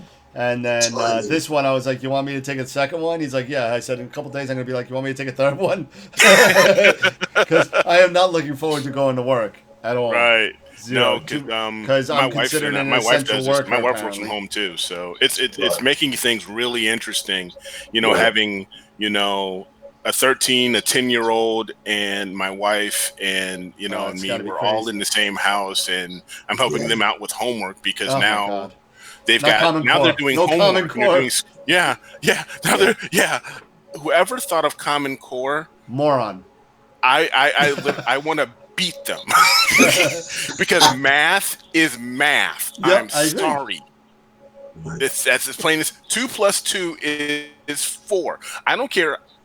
You don't have to go all over the place and explain it 30 different ways to explain to say 2 + 2 is 4. I can count on my fingers here. 2 and 2, it's 4. No, but you got to make the boxes and you got to put the ones and the tens. Oh gosh. This is one of those things. But now, they're They're now trying something everybody's new. doing. Yeah. Now isn't that always there's better. this new norm with homeschooling now, so it's a bit gotta different. be crazy, bro. That's got to be crazy. It is. It is. I have no kids, so I got off on that one. So Sometimes it's a mixed bag. I'm sure it is. And we'll leave it at that. Especially now that I've got I've got a 13, soon to be 14-year-old daughter. She's the one who you don't see it now, but there's gray here. Yeah. There's On an episode of gray Doctor here, Phil and soon. it's coming. It's because of her. This doesn't stop coming. And I don't even have kids. Dear Dr. Phil. Oh no kidding. That's another show. Yeah. That one's for another time. We'll do that in part 2. There you go. Right, well, 5:30. I'm going to say good night, gents. And Same here. lots of love. Take care. It's guys, this has been a blast, and if you guys ever want me back on, I'll be more than happy to hang out with you guys again. Absolutely. Oh well, yes, most definitely. Well, look, Eric, are you going to stay on with Daniel for a bit more? Actually, I'm going to call it a night myself. I gotta go outside. All right. Yeah. Go check on your stuff, man. Right. On that bombshell, Eric, very good to meet you properly, my man. That's really nice. We'll see you very soon, and do come back on. And Dan, love it. Dan, another great show, man. Yes, All right, great show, guys. guys. I really appreciate it. All right, man. Thanks for coming on, Eric. No problem. Anytime. All right, I'll catch you guys later. All righty. Bye for See ya. now. Bye-bye. Bye.